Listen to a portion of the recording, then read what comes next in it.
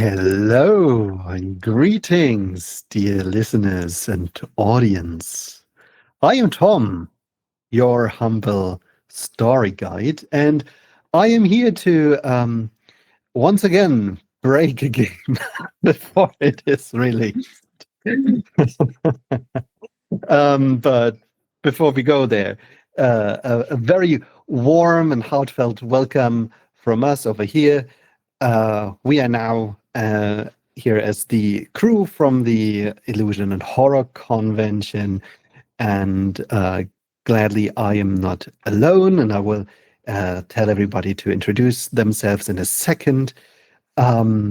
Just for everyone to get an idea of what's happening right now, we are doing a simulcast event, so we are live on several channels. So hi Illusion Con Twitch, hi Onyx Path Twitch, and hi Illusion Con Kick.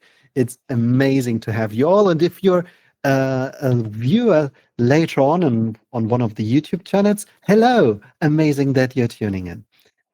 I'm Tom. I run games quite often, and usually you meet me over here on the Onyx Path Twitch, and I might be returning soon, but more about this later. And today I am here with my dear friends, and I would love for them to say a few words about themselves, who they are, and what they do. And we're going to start with Inbal. Hi, I'm Inbal. In my personal life, I work to bring people together in communities, and in my other side of roleplay, I torment Tom quite a lot, but bring people together in communities through roleplay, which I enjoy doing.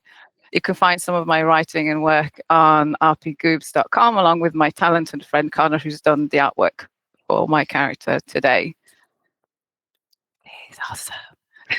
Yes, he is. Okay, next one, David. Hi, I'm David. I'm 0.333 period 3 of Illusion Horror Con team of the admins that initially started this whole shebangs.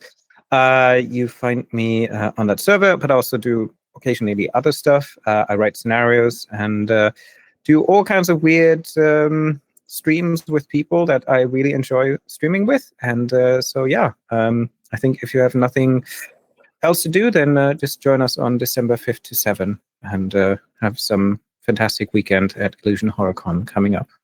Yeah, that's about me. Thank you. Next one, Krista. Hello. I am one of the other thirds of the Illusion Horror Con. Yeah, you can find me at the Illusion Horror and Con Discord server, along with David and Ryan as well. Yeah, join us December 5th through 7th for the Illusion Horror Con. You can find details about that at the illusionhorrorcon.events, our website. All the things are there. Just click around and you'll find it.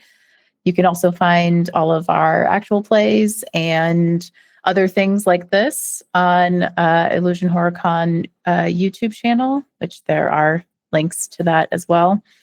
I do some writing of my own. I've written a scenario for Call of Cthulhu and doing some other writing that hopefully will come out soon. So yeah, stay tuned. Thank you. And Ryan. Hi, my name is Ryan, or if you've probably seen me on the various Discord servers as Voidberg. This is a little bit different for me. I'm usually the GM and the streamer in the GM seat, but for a chance to try Curseborne with Tom here and Onyx Path and the other Illusion Horror Con members, great opportunity and just a privilege to be here. I won't talk too much because the other folks have done it for me. And yeah, I'll just be quiet and running the tech in the background. So if you see me not pay attention, that's why. But other than that, just glad to be here. I'll shut up. Thank you so much, especially for running tech. I'm always happy if I can find someone I can curse. I mean, I can I can give the opportunity to express themselves through digital means. Yeah, I'm Tom. I run games. I'm a professional GM over at Games. I also write stuff like the just recently crowdfunded Monster Kingdoms and the hopefully soon in the next steps of development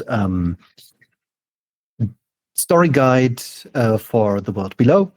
And I also do some side projects, like a friend of mine and I just released a new mystery for Vaesen called Winter Drums, which is placed in the amazing East Anglia and has a spooky, spooky ghost story. And my passion project, Modern Vaesen, almost reached Electrum seller state on drive-thru, which is absolutely amazing. Okay, we already talked about very briefly Illusion HorrorCon. If you are a horror story guide, GM, storyteller, please have a look at it. We are looking for amazing people to run amazing games, and we have a very cool community of people who are eager to be very kind to you as players. And yeah, that's awesome stuff, and I'd love to see you there.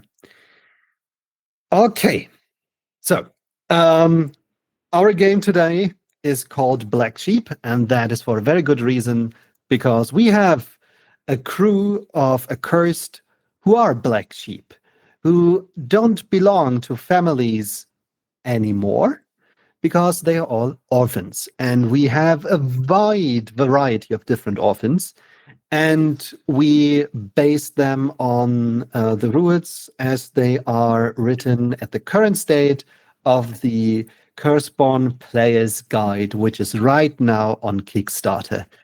And if you like what you're seeing here today, please head over there and join the backers and get a good look, because you will have the entire manuscript at the end of the crowdfunding process, which is awesome. So,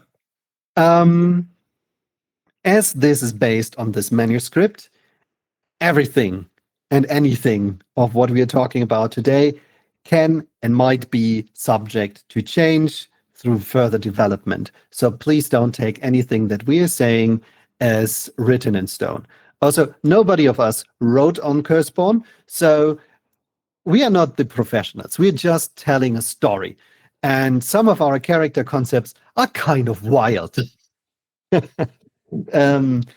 We have an entire new sort of hungry in the shape of Ryan's character, who feeds on interesting things. We have a very interesting kind of outcast who maybe not only hoses one strange creature, and maybe somebody of you would have built them as a primal. I don't know. We decided to go this way. And we also have a character which is built like an ordinary family member, but we decided that they are still clinging to this identity, and they took a lot of their secrets with them as they left the club. And so we have an orphan who is not, by the rules, an orphan, but one of the new families, the sorcerers of the memory. And then we have our friendly neighborhood dad who just said, "Frook you all, I'm doing my own shit." Yeah. So it's amazing to see you chat. I am, I think, the only one of our team who is right now in the Onyx Path chat, and I'm talking a lot, and I'll try to concentrate on my players. I am looking at the chat from time to time, but I won't be very active there. Because I need to bring stuff together in my mind. Okay, I think this is enough of the prelude talking. Let's get into the story talking. And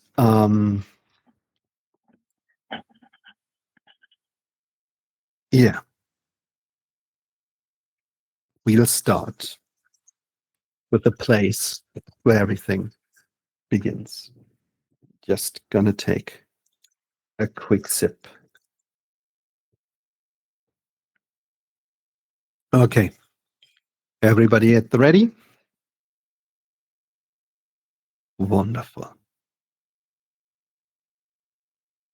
Okay.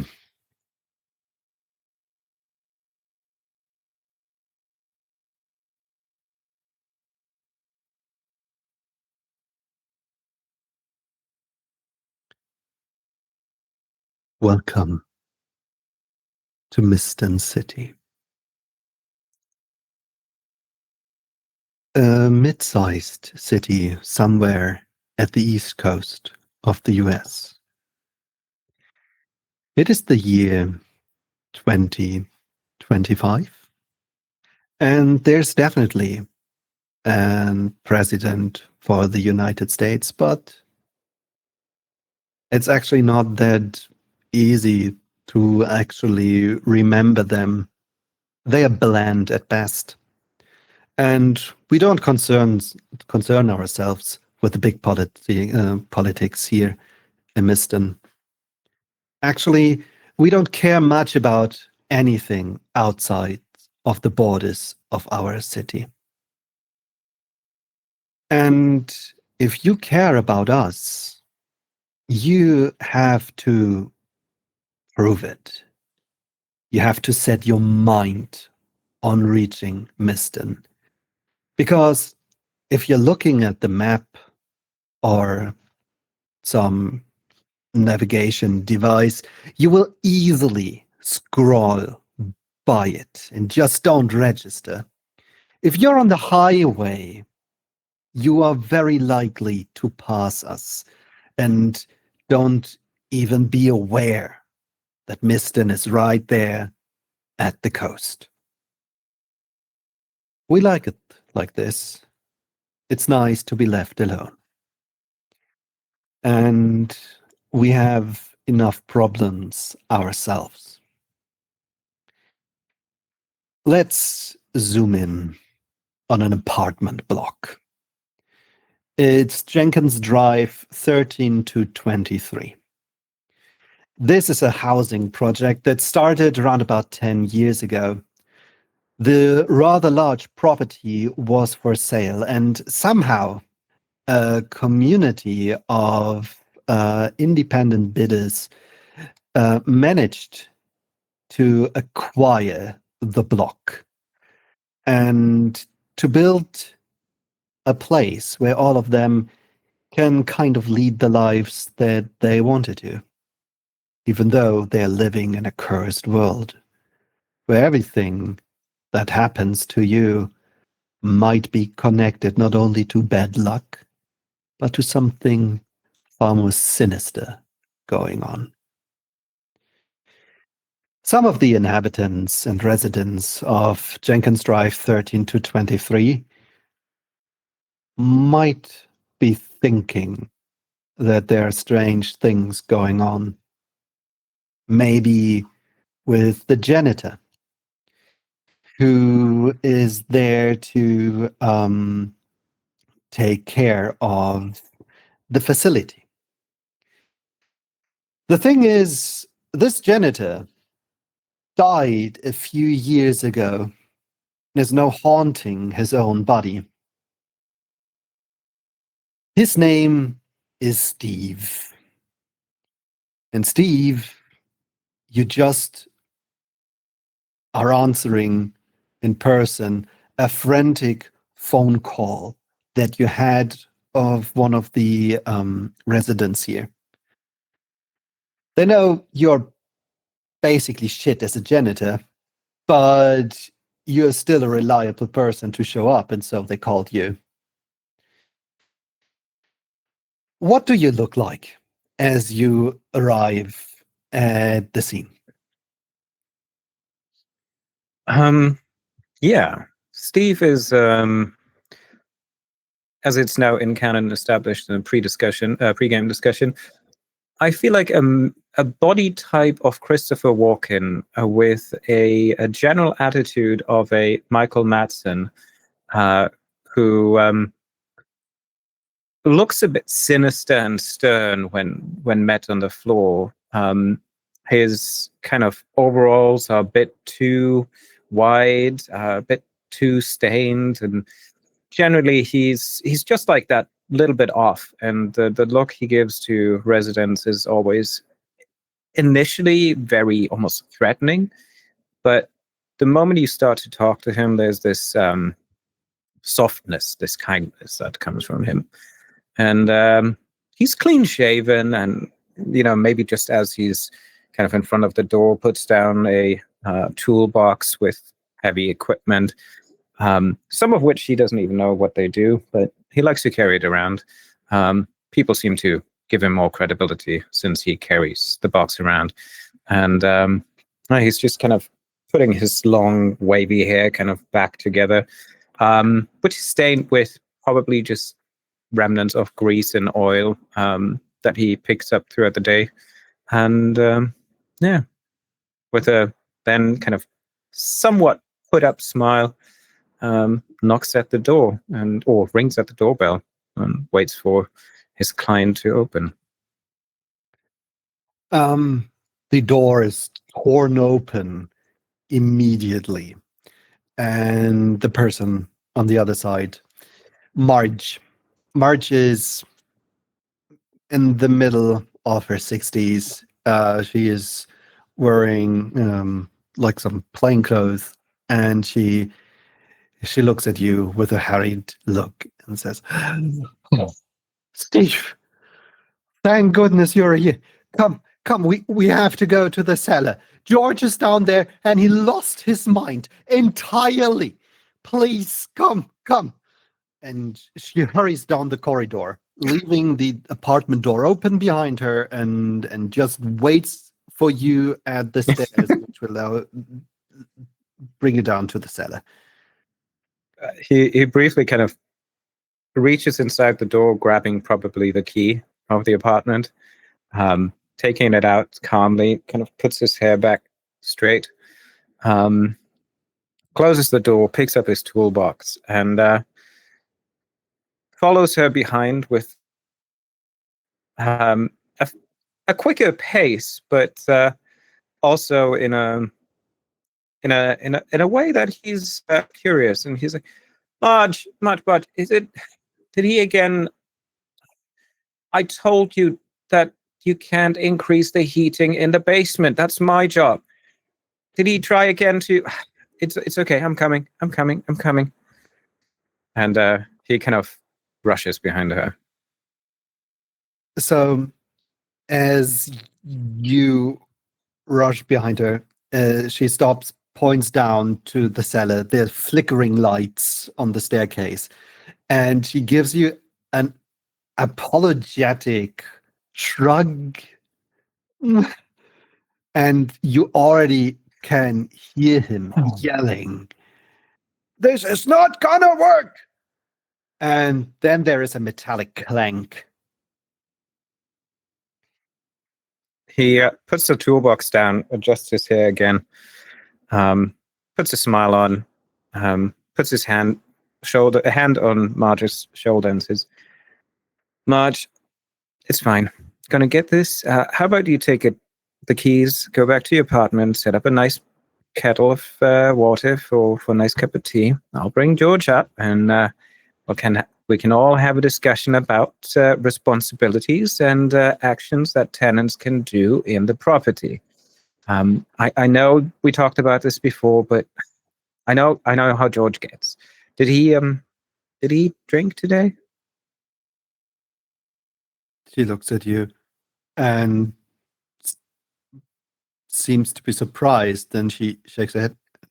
No, I actually have the bottle on the shelf. Huh. Something wrong with him? No, don't worry much. I'll look after him. Just you go back, make us a nice cup of tea, and we'll be back in a few moments' time. Okay. He opens his toolbox as she kind of walks away, pulls out a pack of smokes, takes a cigarette, kind of looks through the box, and then just like kind of quickly flips through a book that is kind of inside the toolbox. That is the Dummy's Guide for Janitors, and flips it to the basement section, kind of flips it over and puts it down, closes the toolbox again, and then starts walking down. Do you light the cigarette? You know what? He's trying to quit. So he's just keeping the habit of having it with him, but he's gonna resist as long as he can before he lights it.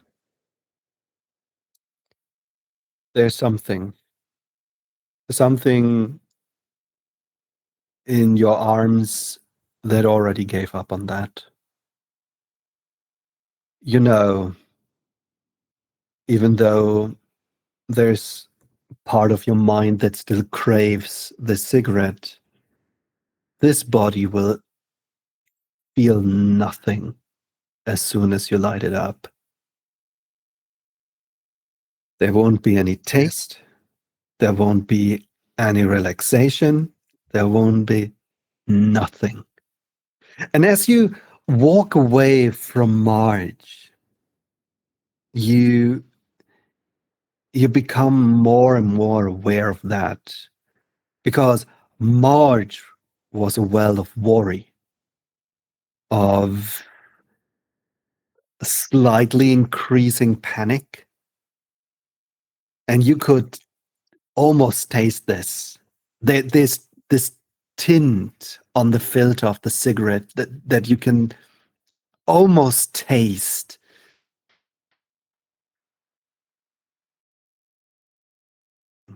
As you walk away from her.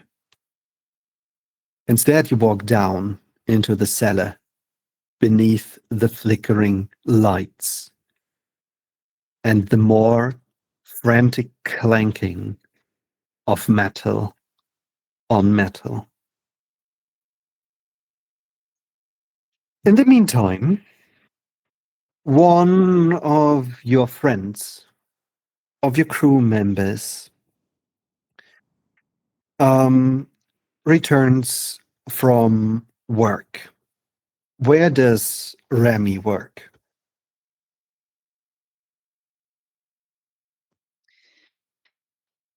Remy Wilder used to be quite renowned art historian, but she's probably setting herself and preparing her mind to the mind-numbing reality of it, working as a designer, a graphic designer for a marketing company, which name she probably doesn't really put the effort to remember, because she absolutely hates every second of having to deal with anybody there. So she's working predominantly from home because she doesn't really need to be in the office, nor does she want to be in an office. This is a small apartment that you're having. Okay, just for your information, the company that you're working for is called the Beige Design Corporation. Oh, perfect. Thank you, Cryptic.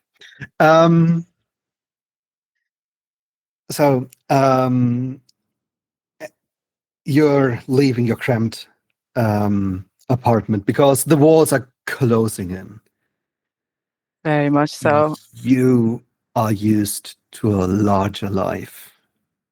You're used to having massive resources at your fingertips and studied people with vast amounts of knowledge that you could share on, that you could pick up on. And that's all not here. You're on this block where you can live and where people are who care about you, but none of them are really fit to go into a complete nerd out about the fringe topics of 14th century tapestry. So you decide to go for a walk, and this brings you to the local bodega. And there are a few chairs and tables in front of there where people can drink a coffee and read through the newspaper. And just as you are about to pass there, one of the patrons puts down the Miston Daily, folds it neatly, and looks up at you. And it's a face you haven't seen in months. This is Laszlo Memory, a cousin or a former cousin of yours. There's a chair Wow. free at his table. That stage just getting better and better. It was already shit to start with what they've asked me to do earlier, but okay. I'm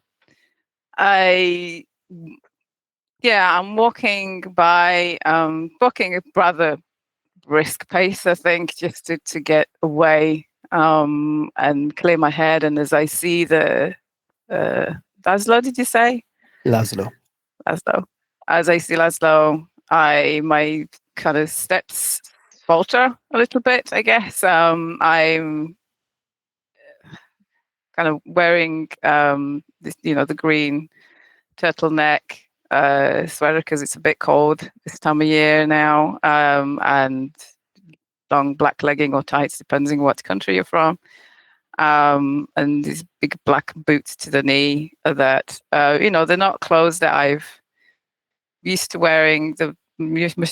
Much more used to wearing couture, but these are things that I've managed to get from thrift stores and charity shops, and I'm quite happy with them. And then, but as soon as I see Laszlo, I'm very self-conscious of everything, and I kind of,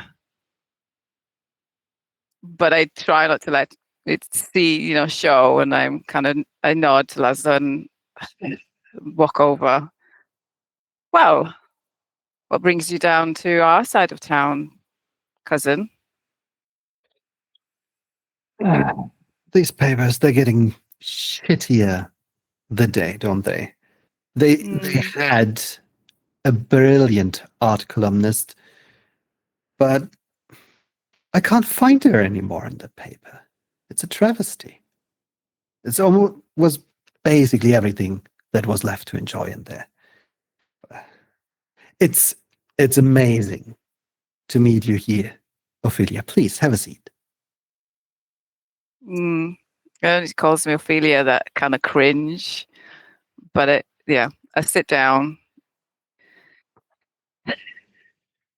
So, yeah, very lovely meeting you here.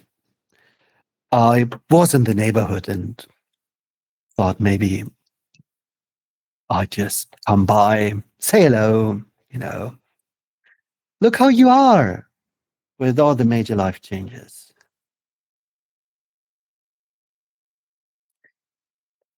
What do you want? Do you always want something? You don't just come by. You haven't come by for the last God knows how long since you tossed me out. Yeah, that was a real bummer. And I probably have to hear a lot about this entire conversation later by, mother, auntie. It's gonna suck, but hey, living in the moment, right? So I had a look around. It just couldn't help myself, and I have to say it's definitely a stay you're having, and I was wondering if there was anything anything that you would like to, I don't know, have to make yourself more at home here? My research would be nice. Oh, yeah, I heard about that. Yeah, there are quite a few tomes. Right, Mhm. right. Yeah. See, mm, funny. I just came by the storage a few days ago, and I thought, well, those books, they really look like they are Phileas, right? Hmm. Wonder what's going to happen to them. I think when he says that, I put my hands very flat on the table and I lean over and very kind of articulating every single kind of syllable. Laszlo, if anything happens to my research, anything at all, You will be very sad. I know. oh, a lot of other people will be very sad with me. He looks around. Yeah.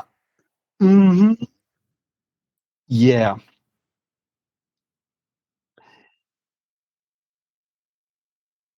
I'm intimidated. I'm very intimidated. I should have never come here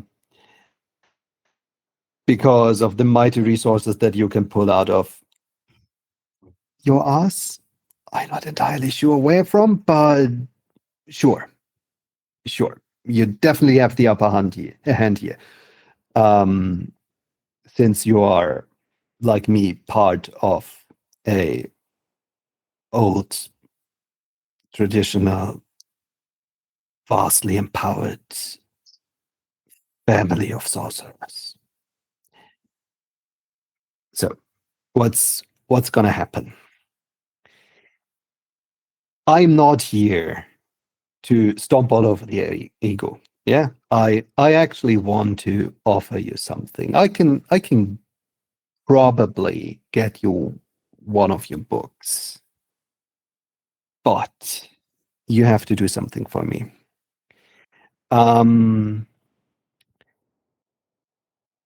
There is a Napoleon not too far off here. You know, this primal family, which are all like hawk-like and are sniffling around for truffles, I mean heirlooms. And he got a very nice silken glove that doesn't seem to belong to him very much. And I would spend a thought on bringing you one of your books if you bring me that glove. You have 2 weeks, and please, he puts down the newspaper on the table. Remember that you are basically alone, and I have kin. And then he stands up and leaves.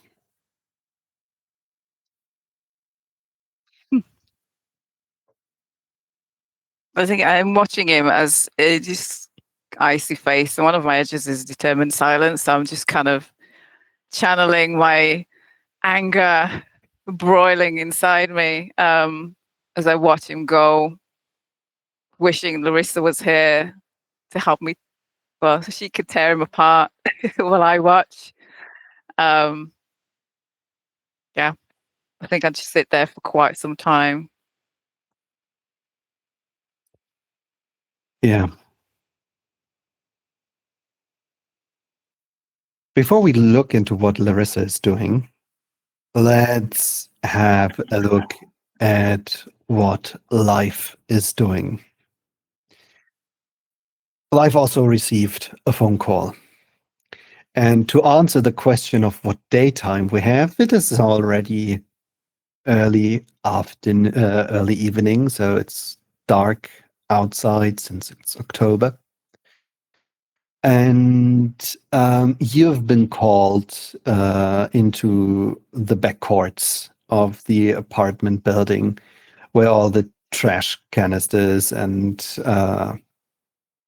all the yucky stuff is happening.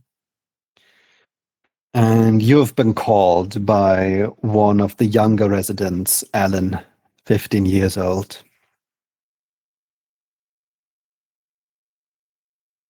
He found something.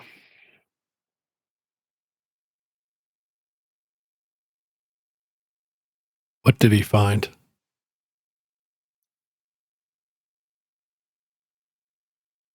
How do you look as you approach from one of the few lit corners of the yard? Well, as I approach, I'm glad it's the evening because I just feel more at home and comfortable. But as Leaf kind of walks out, there's kind of a misstep every time he takes a step forward with his left leg. Got it from an old injury, maybe. Who knows? But he kind of dresses dirty, business casual, kind of like a beige suit. I don't like to clean too much, so it's dirtied up.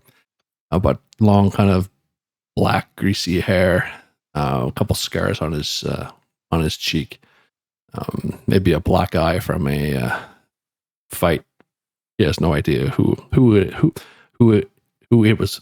was with, but yeah, just he's always on edge, looking around as he kind of walks out from this corner. Alan is 90% hoodie. He is standing next to a dumpster, face glued to his phone, and then finally, as you show up, he looks up, sees you, and waves you over. Hey, Life. He produces a business card out of his pocket.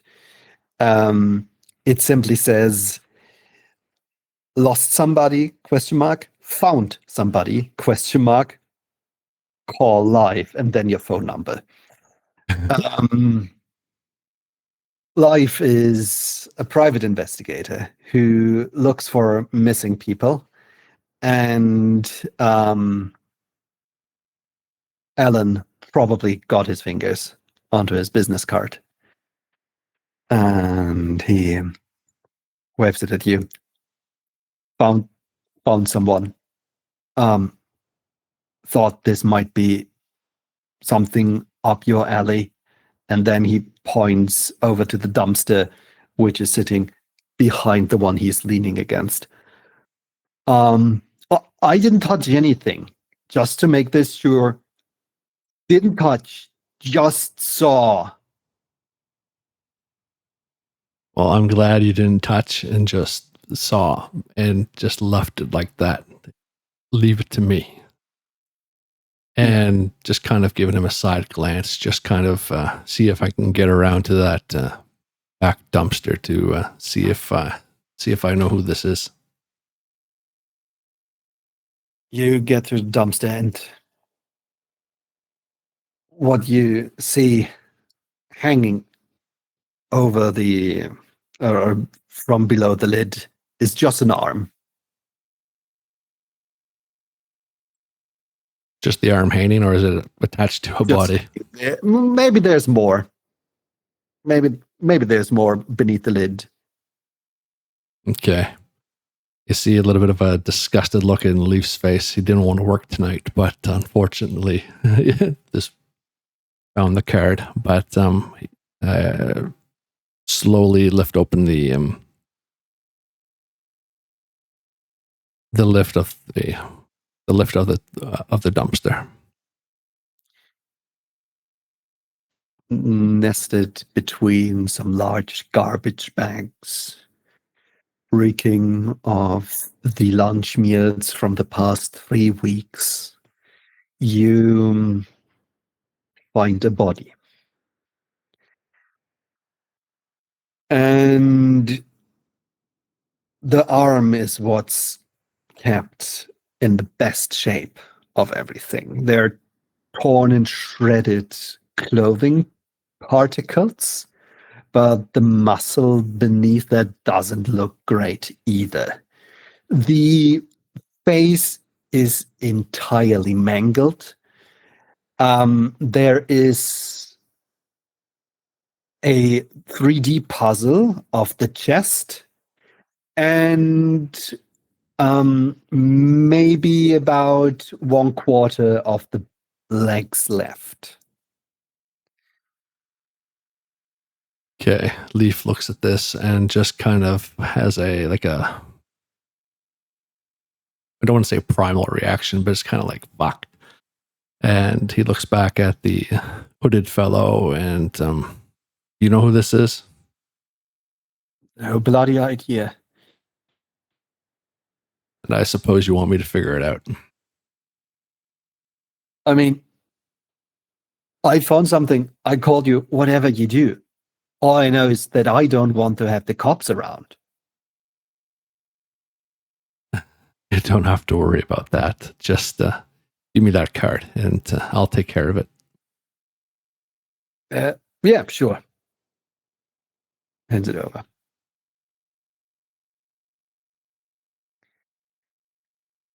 I'll just kind of look at him. That it? Yeah. Yeah. See ya. And he leaves. Okay.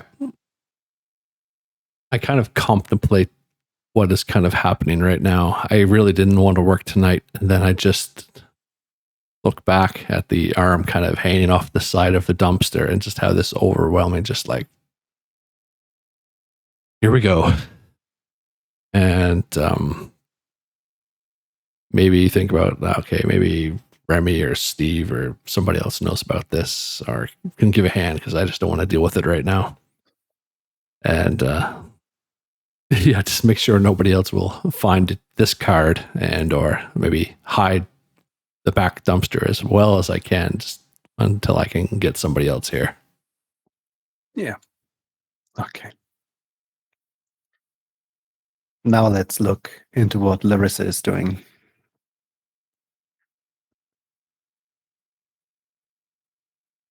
Larissa, you Yes.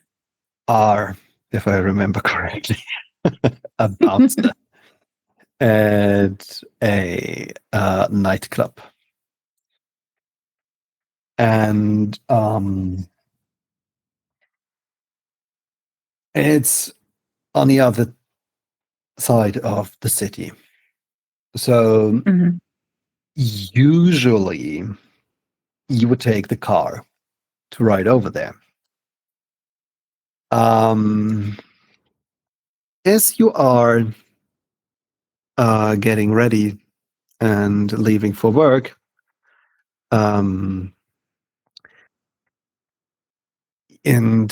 get into your car, which is parked in an underground car park.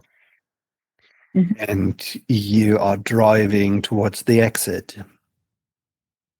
You notice that the exit is blocked by a construction site.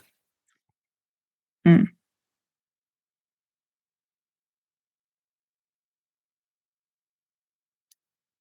Yeah. Don't like that. Yeah, I'm getting out of the car and having a little chat with these boys at the construction site.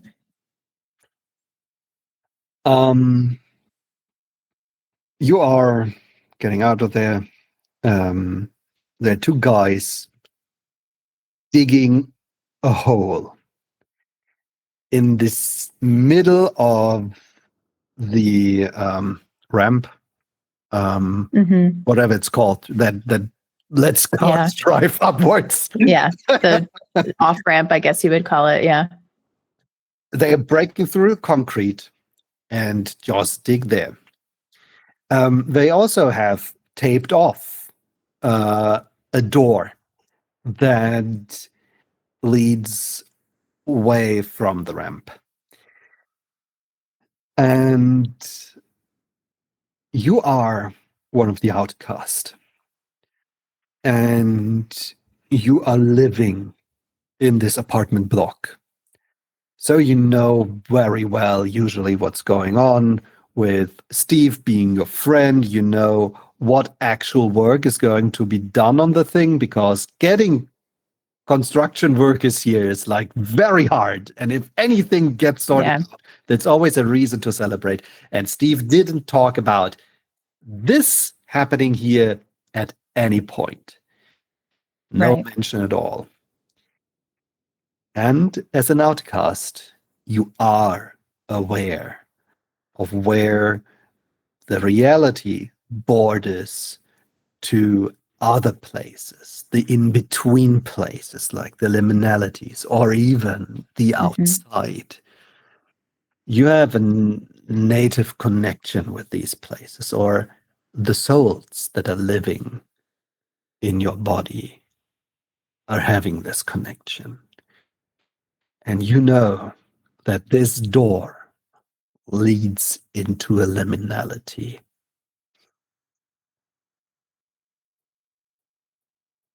Okay. I mean, I did say I was going to go get out of the car and have a chat with these boys. Yeah, Larissa, what she looks like. I mean, she's dressed in all black right now. I think she has a jacket from the club that says security on it, wearing dark jeans. She has a shaved head, and she's quite a big, muscular woman. At least this is her preferred body that she likes to take on. Yeah, she goes to the construction workers. Hey guys, what's the fucking deal here? Hey, yeah, we just have to check the piping.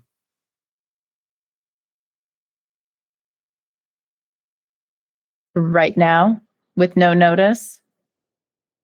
I mean, would you just rather not, like, have your thing blowing up into pieces? I would rather be able to get to work so I can pay my rent here. Huh. Yeah, I can see the problem. There are buses.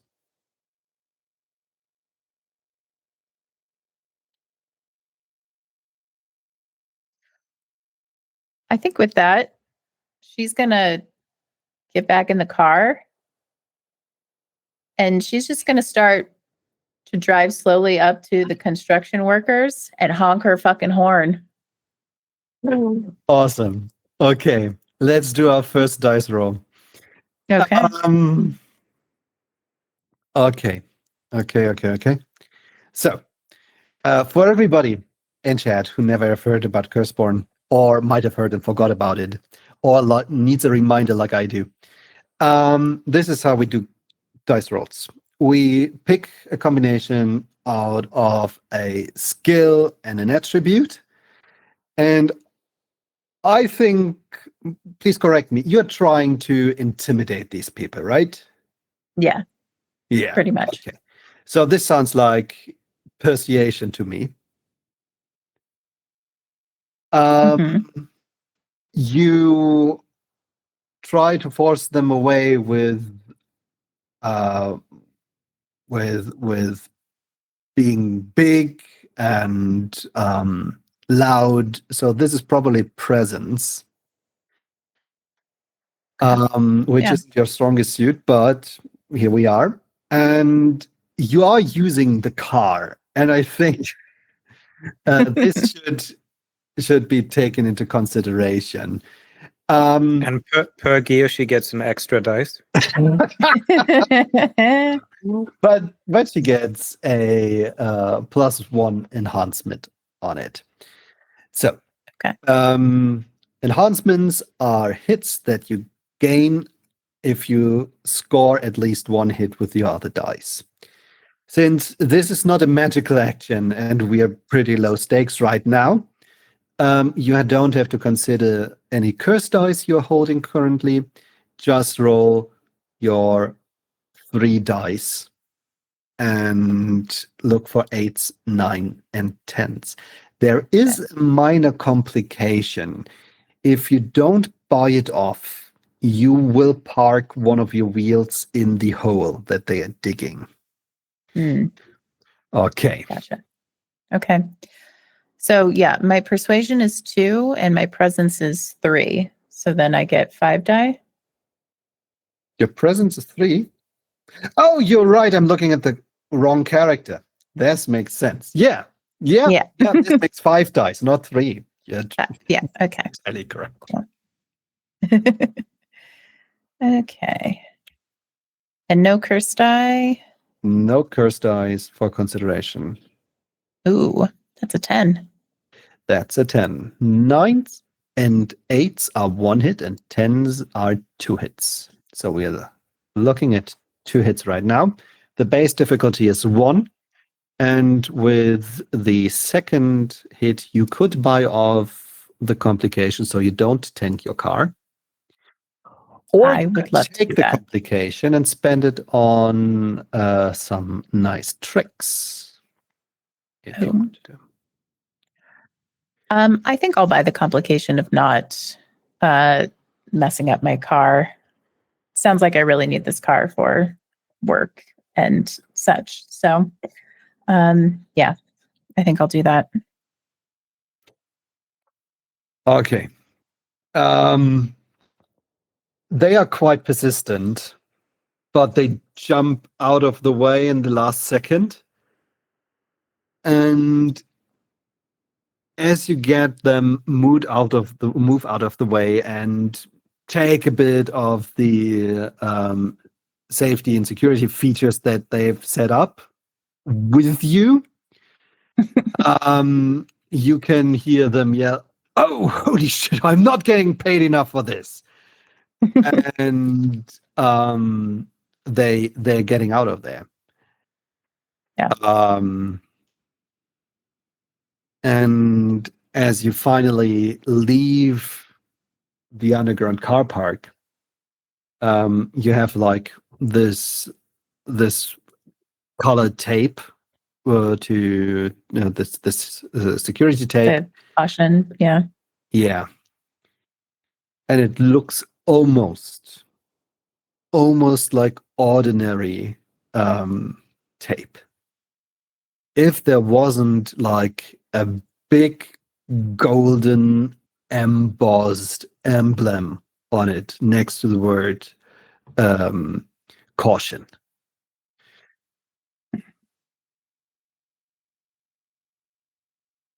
What is that emblem?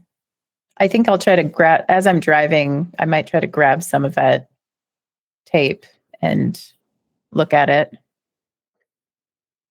It looks like a giant crowned tusk.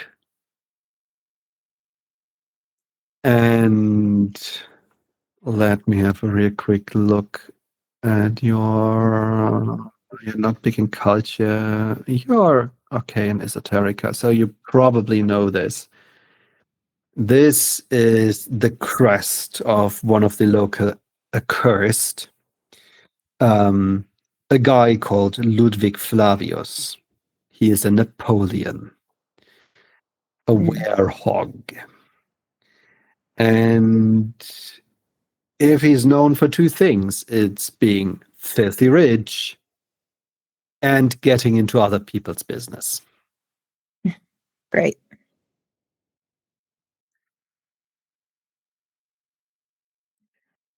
I look at it and just go, "Ugh, this fucking guy." And I throw the tape out the window. Yeah. Drive to my job. Probably flip the bird to the construction workers on my way out. One of them is getting on a phone as you're driving past. He might be an ornithologist, and he saw a very precious bird now. Absolutely. Yes, probably. Somebody who's not seeing any birds but going into a cellar is Steve. What? And No.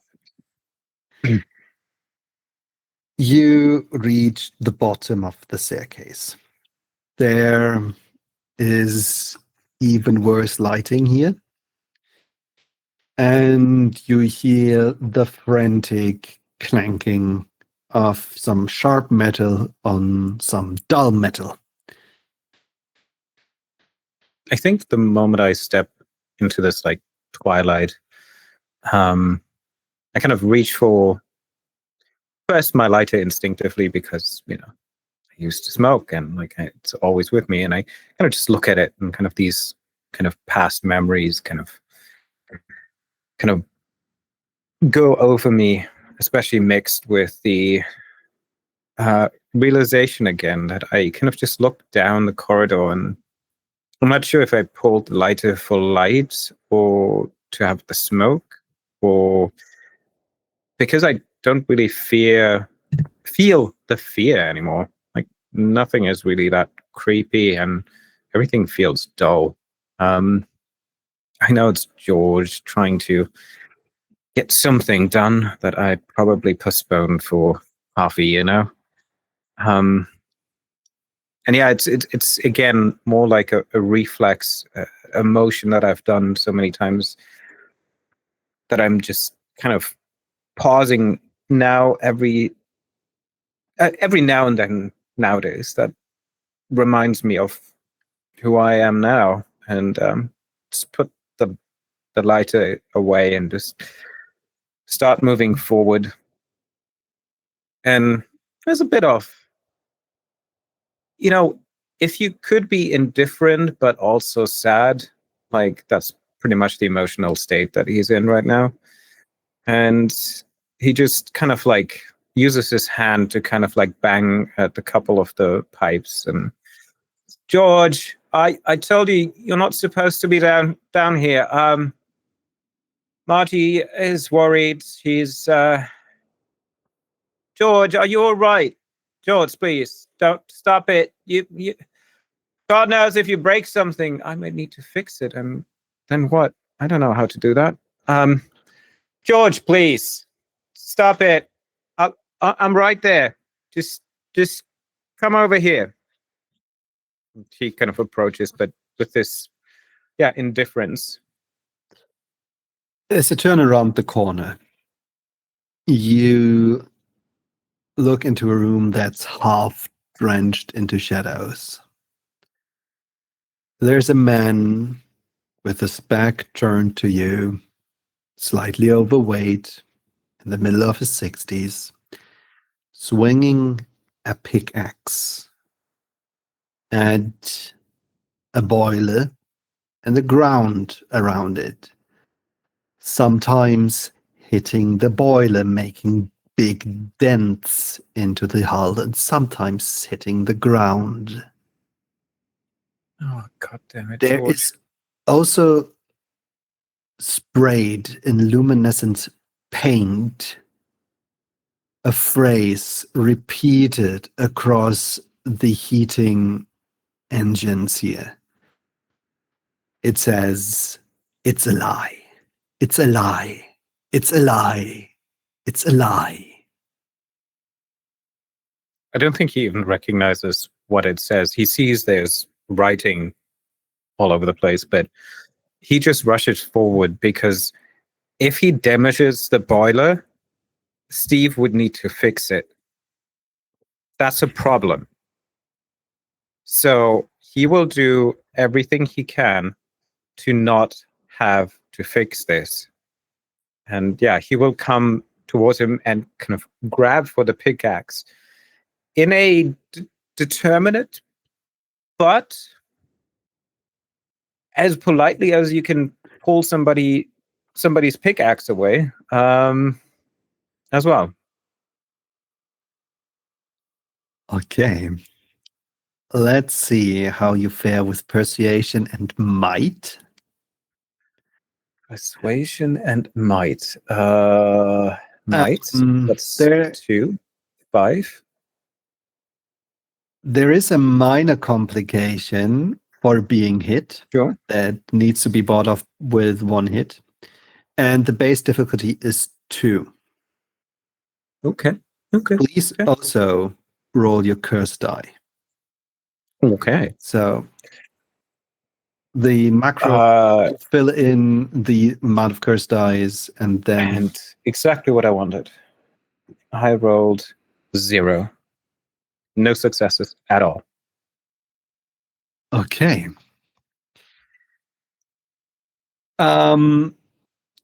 You take a swing to your body. The good news is you caught the pickaxe. The bad news is with your shoulder. It's now stuck there. Please take 1 injury to your bloodied injury level. Just put in 1 dot over there. Pickaxe accessory. Okay. You managed to get George's attention, and he turns around. And at first, he looks like George usually does. He's just a little bit irritated, maybe. But then he opens his mouth, and there's like black, oily tendrils spewing force from there and just covering his lips and the cheeks and the chin. And then with a strange and amplified voice, George yells at you, "It's all a lie! There could have been cake for everyone, but you missed it. You all missed it. It's a lie. It's a lie." And then he tries to tear free his pickaxe from you. Oh, George. I think there's a sudden surprise in Steve's expression, and the first reaction is to kind of move the hair back out of his face, and then realizing like the kind of motion is a bit hindered by the pickaxe. No, that's no way to treat a friend. Just calm down. The cake? Okay, George. Take a breath. Take a deep breath without that, okay? And let's just calm down, okay? And he's grabbing onto the pickaxe with the other hand while he says this, kind of keep it in his shoulder, but like not releasing it, just to, again, he's afraid about the boiler. Okay. Let's do a persuasion and stamina roll. Persuasion and stamina, okay. With my curse die or not? With your curse dice, difficulty is still 2. Okay. That's 1 success. Oh, I'm rolling tonight. Okay. Let me tell you about a wonderful mechanic called momentum. Momentum is a meta resource that you share as a group. And you have a pool filled with it to the amount of your players. So you have right now 4 momentum in your pool. After you rolled your dice, you can spend momentum for a variety of things, but amongst them is getting a +1 enhancement per momentum spent.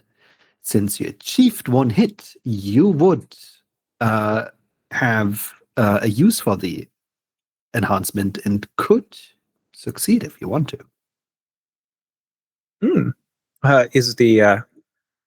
Are my friends okay if I take a momentum from our pool? And are we all cool? Great, It's fine. fantastic.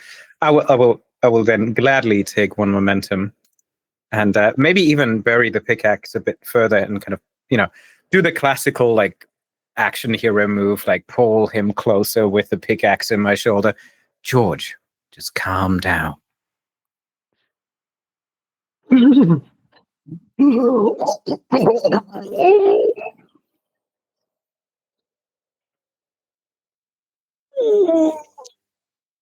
I will try to fetch him before he falls.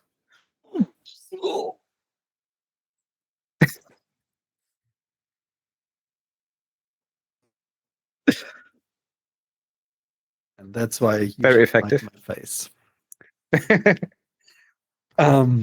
Yeah. He slumps over.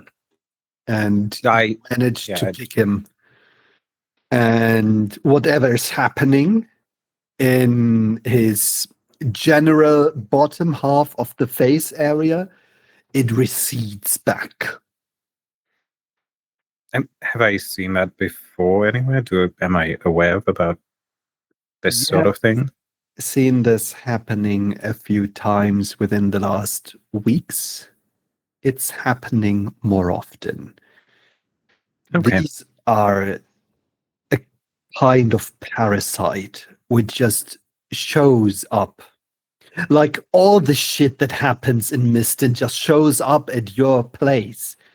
Like if somebody has to get rid of a corpse, they usually dump it at your housing project. Doorstep, yeah. If somebody just wants to take something, they take it from you because you don't have like 30 to 40 other people in your fucking family to protect you from overreach. If somebody wants to just take it out on some other curse who they think can take it, they come to you because it won't make any waves. If somebody needs somebody for a fucking suicide job, they will probably knock on your doors because nobody cares about you and you can't be traced back to any family at all. And if somebody catches fleas, they show up in your cellar first. The technical question, since it's retreating and I've seen it before, could I grab one of the tentacles and because I'm annoyed by them now, like a rat infestation. So like he is kind of reaching for one of them. Little fuckers. And he will try, if possible, he will literally just try to pull on one of those tentacles initially and see what happens. Like I don't think he actually had the chance to do that before, so you rip it out. Something that you learned, you've been very cautious with the first time that you encountered these creatures.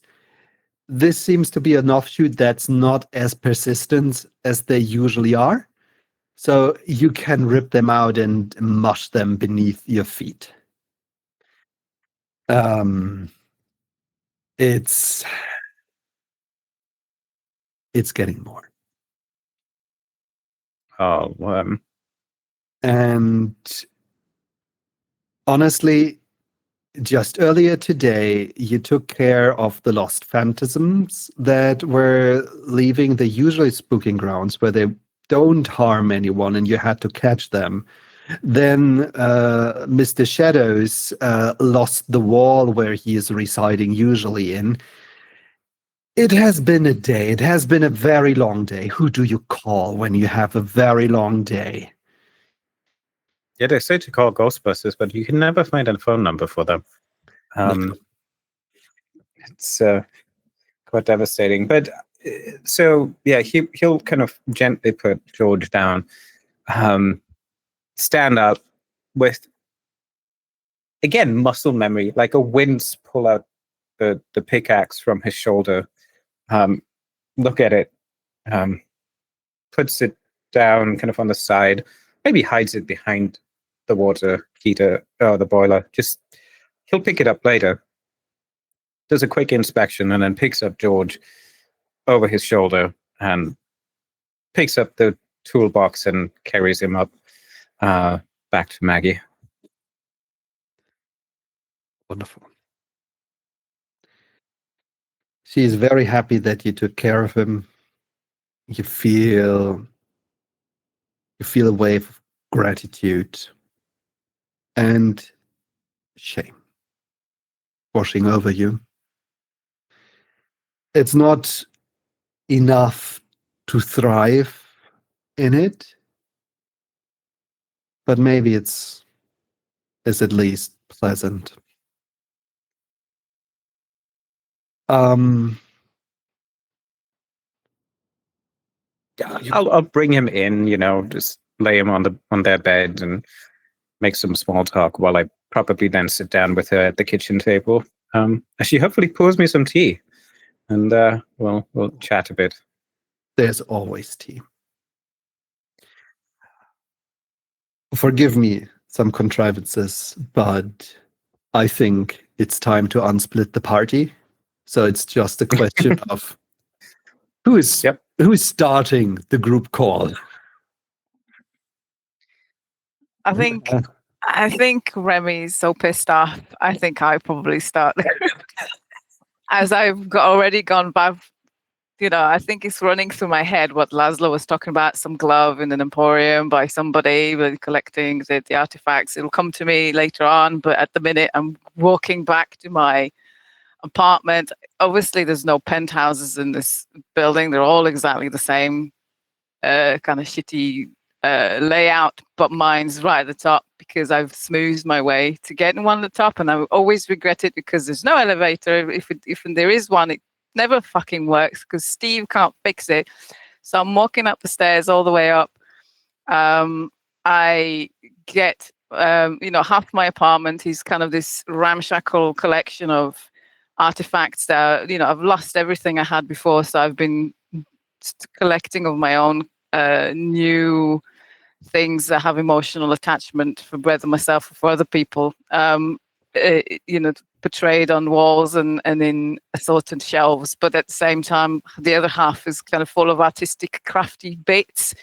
And I open a drawer, grab a bit of clay, and as I start to sculpt it into Laszlo's face kind of shape, I dial the group chat, WhatsApp, whatever, through on there, ringing, catching everybody up at the same time, swearing the whole time.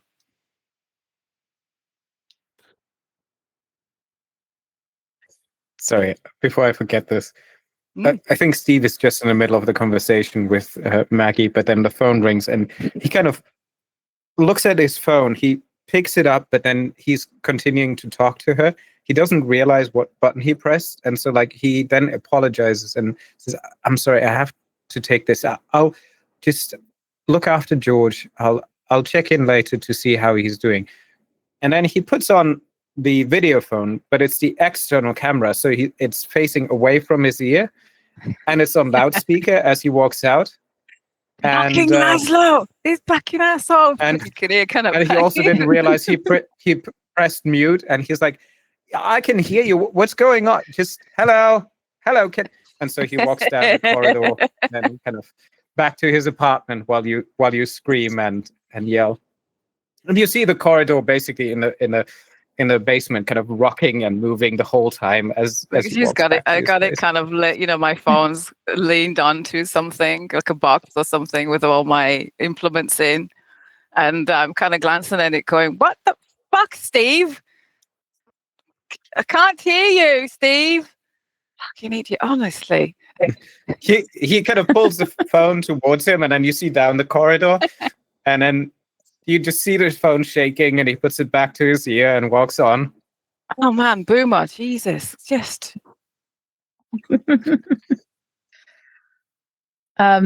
Larissa will answer the call as well.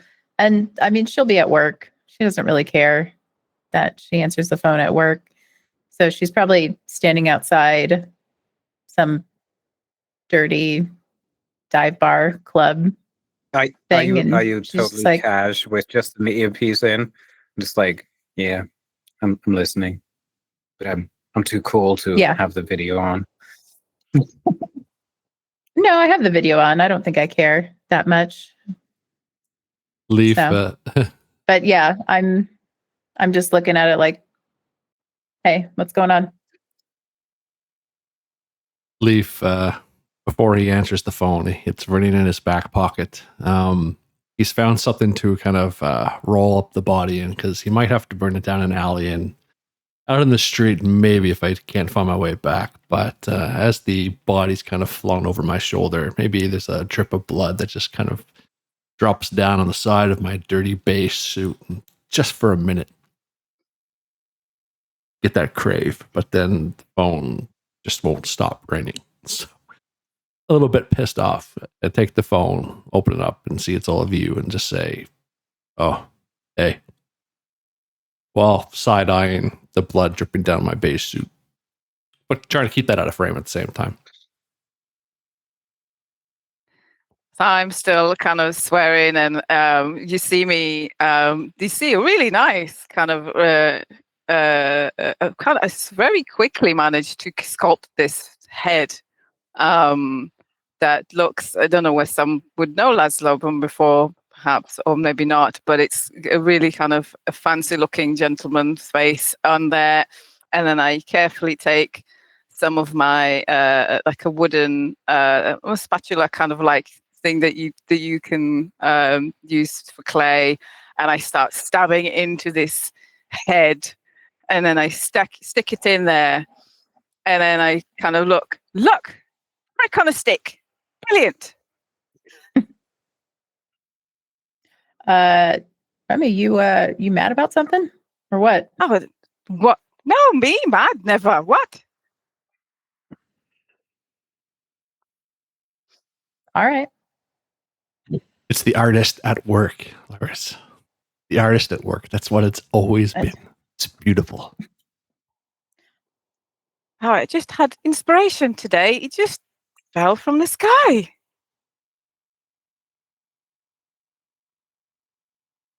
Well, Okay.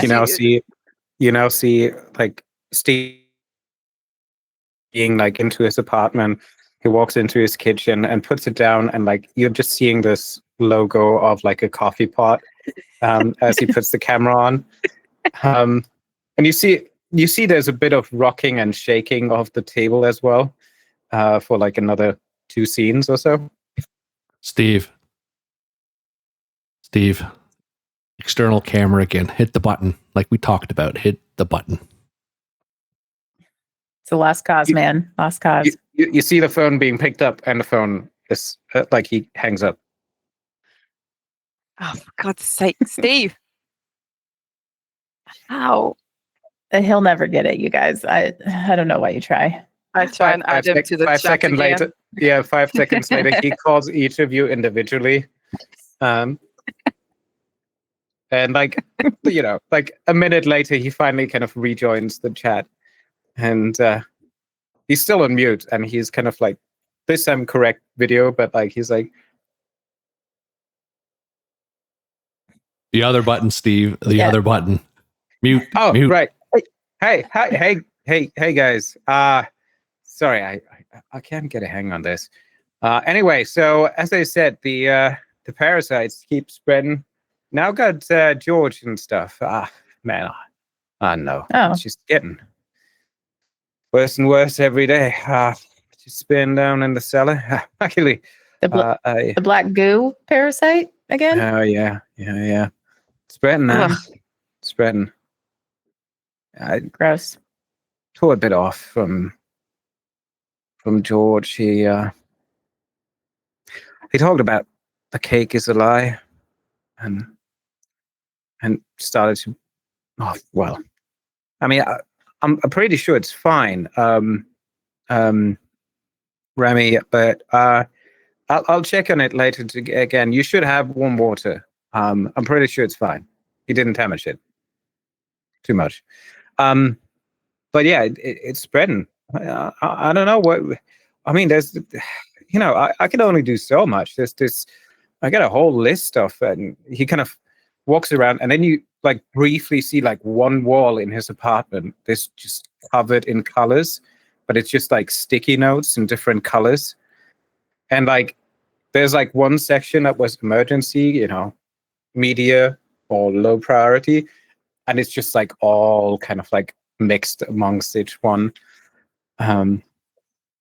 So what are you up to? What's going on?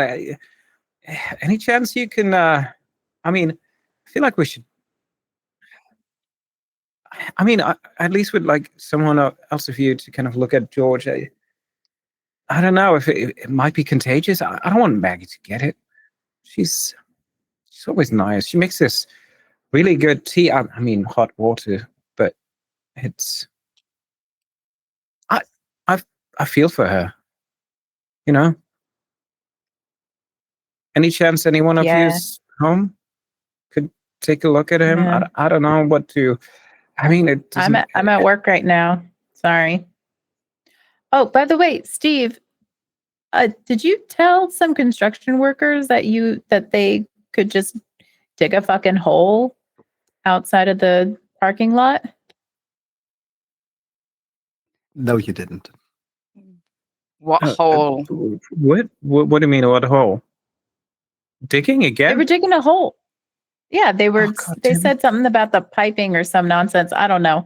I George honked was at them and also drove using past them. he was using a pickaxe to kind of fucking dig in the ground on the concrete in the basement. Oh, what location? And like you probably described.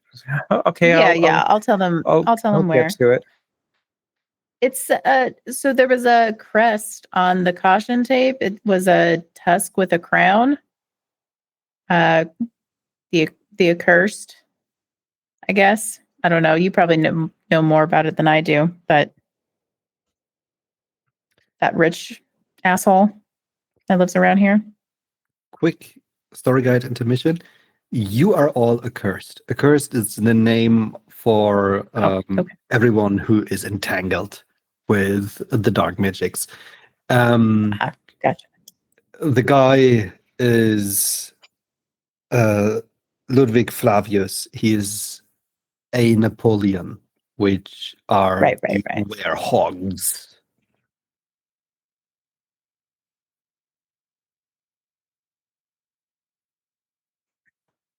Okay.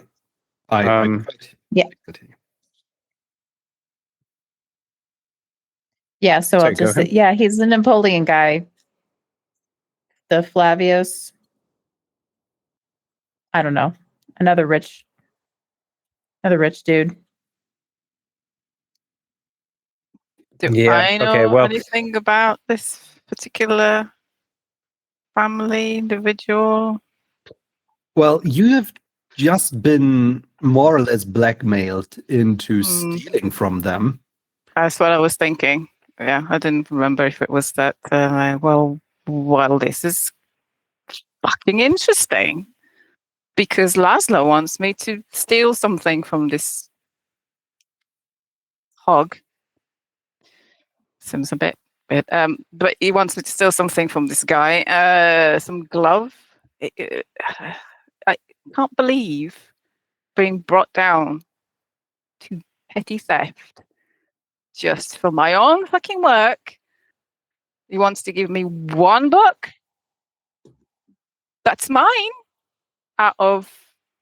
Then she starts kind of You know, you can see her walking, getting out of the camera, coming back, walking back, pacing, just pacing across this phone.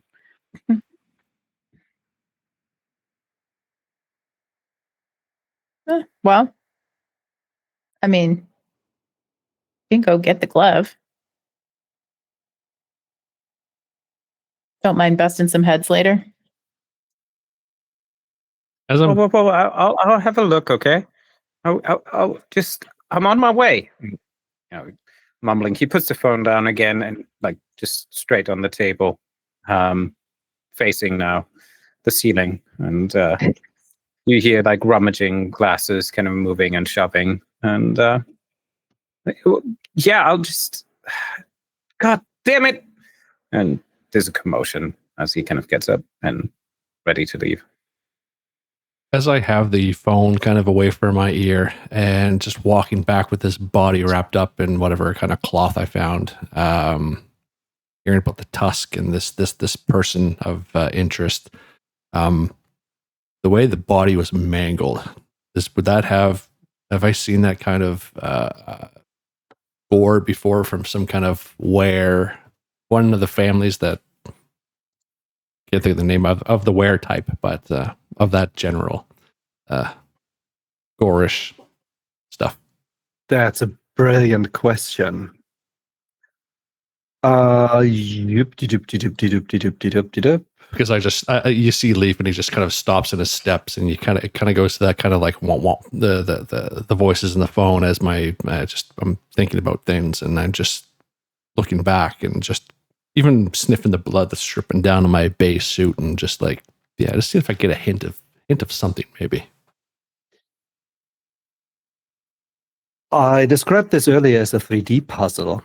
So I think Enigmas is very much online for this as a skill. And then we have cunning Enigmas and cunning as an attribute.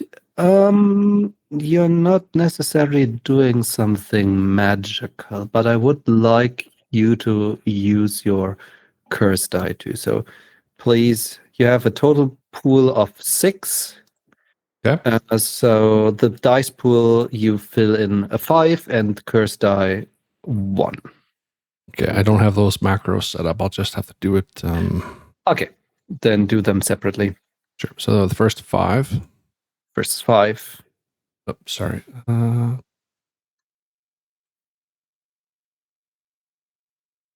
Sorry. How do you? We are looking. Oh, wait a second. Please type /roll. Sorry. /roll and then 5d10. I'll get there. Yeah. There we go. Look at you go. And Look then at me go. please roll me 1d10. Roll 1d10. Cool. Okay, that's negative. Fine. No cursing happening, but we have a nice 10. So this is an investigation roll. The base difficulty is 1, so you succeeded, and we can have a look at the investigation tricks.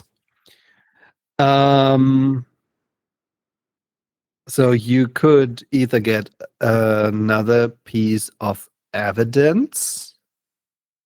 Yeah. I only have an extra hit, so yeah, an extra piece of evidence. I would like to spend the extra hit on that if I could. Yeah, amazing. Okay, so primals in general can go absolutely nuts when they turn to the beast that's residing within them. If they just let loose and transform, they're not looking as absorbed and out of the world as Larissa does when she slips off the mask.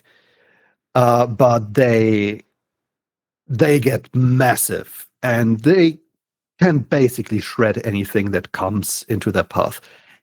This could have been done by a primal or a Napoleon, for what it's worth.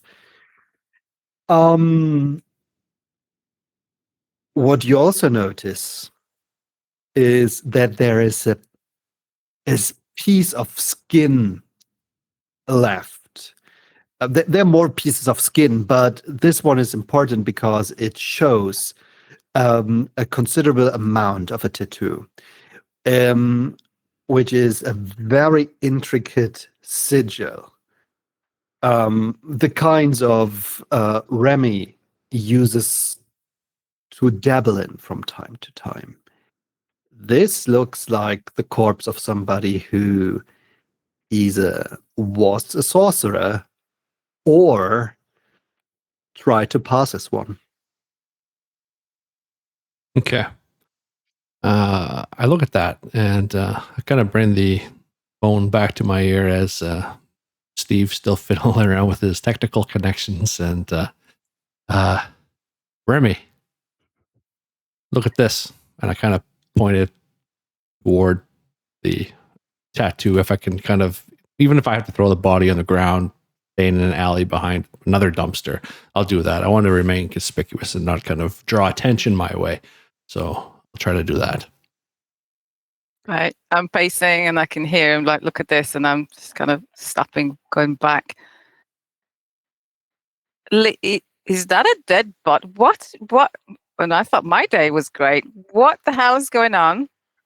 It's just, stuff's left up at your doorstep. This one was kind of left at mine. He looks like one of those. I think that I don't know. There's a puzzle, and I heard Larissa talk about that Tusk fellow. Or can't remember his name, but wasn't going to bring work home with me, but I think I might. Hold the phone straight. Hold the phone. Time to kind of look at this tattoo. Do I recognize it from anybody that I know? Do I recognize what it means? I'll change the selfie camera around to the external to get a better crisp image. Okay, show off your skills with these modern day things. Show them off. Look at this. Yeah. HD.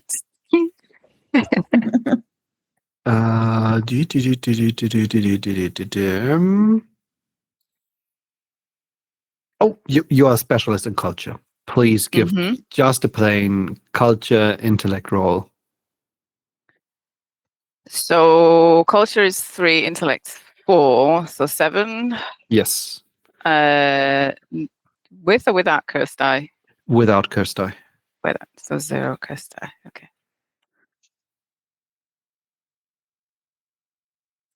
2 successes. Amazing. Okay, with 2 successes, investigation roll, base difficulty 1. You can also spend 1 hit on the tricks. You will learn the family. Okay. So I will probably want to spend it on a question. Okay. Then I can tell you first what you learned, or what you know, and then you might adjust your question. Okay. So this looks like the markings that members of the network use. The network is a family of sorcerers who sacrifice personal bonds and relationships in order to fuel their magic. And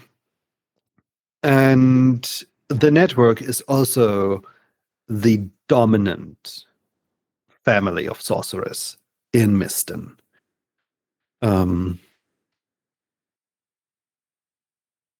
Yeah. Okay. I heard that they'll be down here. We need to hide the body. Well, we really don't want we really don't want the network coming down on our asses if it's in our turf, technically. What? So, question. What I guess he asks. It allows me to kind of ask you to suggest appropriate questions. I guess. Oh, Well, we have that dugout in the back where we started the construction for the extension of a basement. there was the liminality door as well, wasn't there? That would we all know about it as well, or just Yeah. Larissa? Yeah. Okay. It's in your driveway. Yeah. All of Yeah. you know about this. Whew, okay. I mean, that's being overrun by construction team. So The guy. I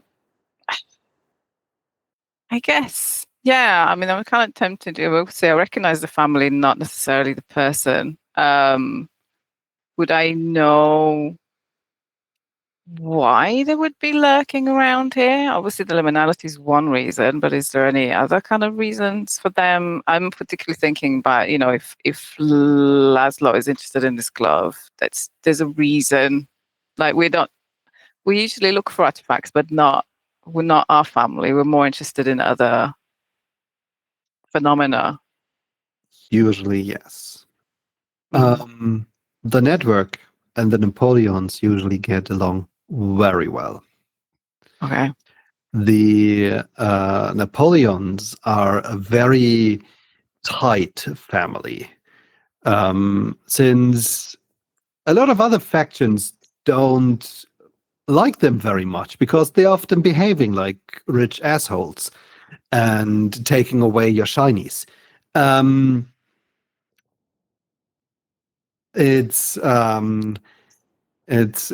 hard for plenty of other factions to go well along with them, but the family values the power that is in these close and neatly knit relationships between the Napoleons.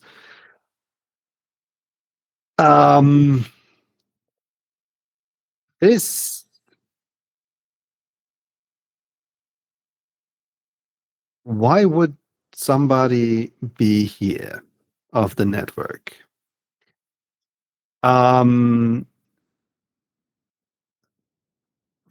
Ludwig seems to be pissing at your door, or actually into your door frame, because he actually does something on your grounds. And primals aren't necessarily the best spotters for liminalities and stuff, but Napoleons are.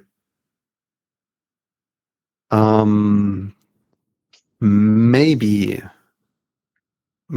this guy was here to give assistance or scout or something like this.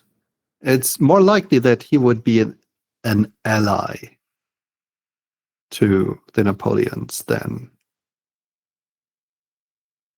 a problem. So just to clarify, so something else potentially killed him rather than Napoleon's, essentially. Could be, yeah. I mean, unless they had an argument. Mm-hmm.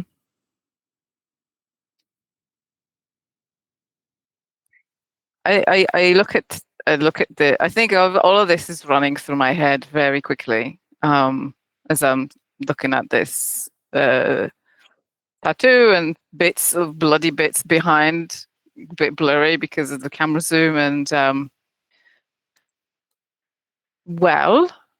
I hate this. Either this is somebody trying to frame us for something, or there's been some sort of dispute between Napoleons. Maybe this guy in particular, maybe, and the network, whoever this person was, or maybe they were working together and got in trouble with somebody else. Either way, it's at our doorstep, and I don't like it. Yeah, that's not good. Just a clarification, Tom. What is you mentioned a 3D puzzle? What did you mean by that? The chest. Okay. It's torn into pieces. Okay. Yeah, no, we don't. I think you're right, Remy. We don't. Can't have these two. Steve. Maybe we can. Yes. Right. Yeah. I got some space down there. I mean, there's the spare room down in the basement. I mean, Okay. if we just need to hide it for now. Yeah. Think so. He puts the camera on, and it's facing now his door, and he looks at you, like, kind of facing, smiling. Okay. I'll be careful with the body as much as I can. But there's more blood dripping down my shoulder as I pick it back up, and it's driving me wild. And I tried. How far are you? Like, Yeah, in that's a good relation? question. How far Because am I worst away? case, I'm just gonna grab some blankets, sheets, and trash bags, and just head over to him before I look up the construction side. Yeah, how far am I away? I'm assuming I'm blocks and blocks, but I might not be. So my idea was that you were all living in the same apartment block. Okay. Okay. Mhm. This So yeah, then happened at your. then I would grab some Gotcha. trash bags, and I'll be right there. And he hangs up. Drops his phone, smashed. Okay. Well, yeah, the phone is like. Larissa, we're gonna need you. I think she's kind of rubbing my temples. We're gonna need you. Yeah, no problem. I'll be off in a couple hours probably. You said Laszlo came around too today? Yes. Wasn't that Yes. a fucking coincidence? Oh, wasn't it just? Well, yeah. I'll try to get out of here as soon as possible, and I'll come home. It's kind of a slow night anyway. Yeah, it's a very slow night, actually. Maybe they don't need you tonight. Yeah. I'll just say, yeah, guys, I'll see what I can do. And I hang up and I'll go and talk to the manager in a stern voice. Yeah, maybe you don't need me. I think the manager is one of your contacts, if I am not entirely mistaken. Rita shakes. Yes. Yeah. And so she is medium excited about you calling your shift early, but basically she actually has somebody dropping out next week, and so you could just take over their shift and she will get somebody for tonight, and then everything is sorted out. Sounds great, Rita. Brilliant. Do whatever you do. And there is something in her eyes that tells you she wouldn't have stopped you even if you just said you were leaving without asking. There's something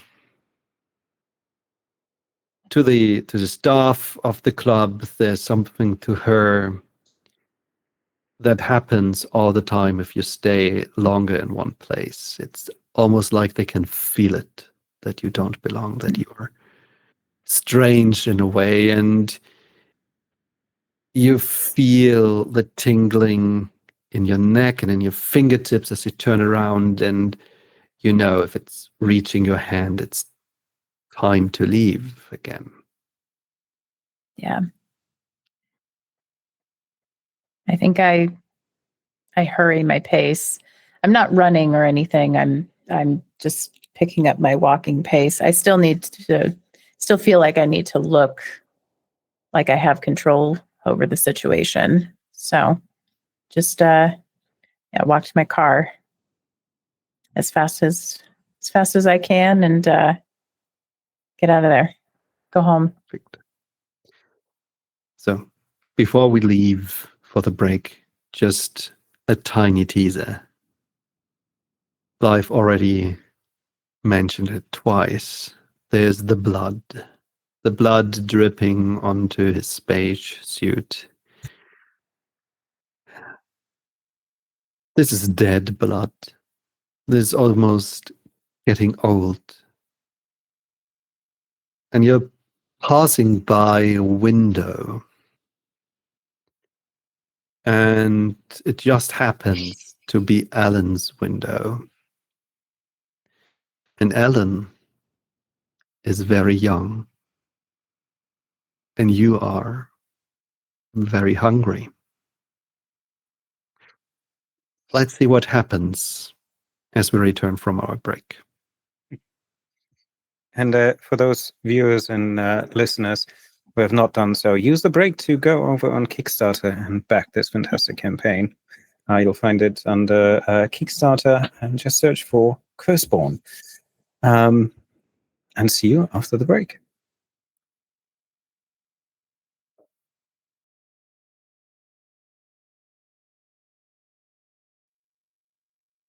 And we are back. Go ahead, Tom. And as you've heard, we are back.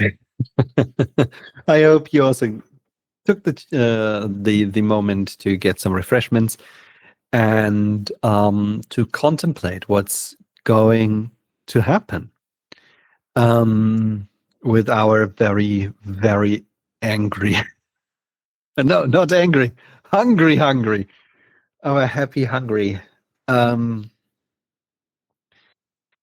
So, yeah, I am I've done it to myself because I have talked about this blood just dripping down my dirty beige suit, and it has been tempting. And as you just said, I look through this window and see this young lady in there, and I am hungry. Is this where this is? Is this in kind of like a public setting, or is it still around this kind of apartment block? This is still happening within the confinements of the apartment block. And there's a lot of shadow right now. The window is on the first level, so ground floor basically. You can look inside and you see Alan sitting there. Alan H. Young. Okay. I don't want this to affect me later on, so I am a creature of the shadows. And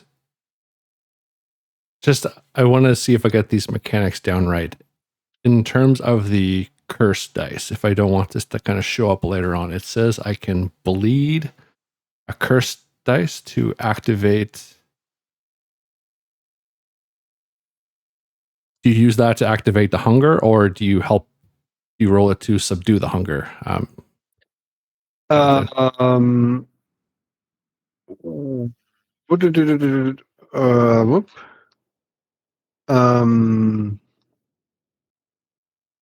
Are you looking at the using curse dice section right now? Yeah. Like, is there a way I could use one of those to, like, just kind of push this aside for now and kind of deal with it later? Or is that just...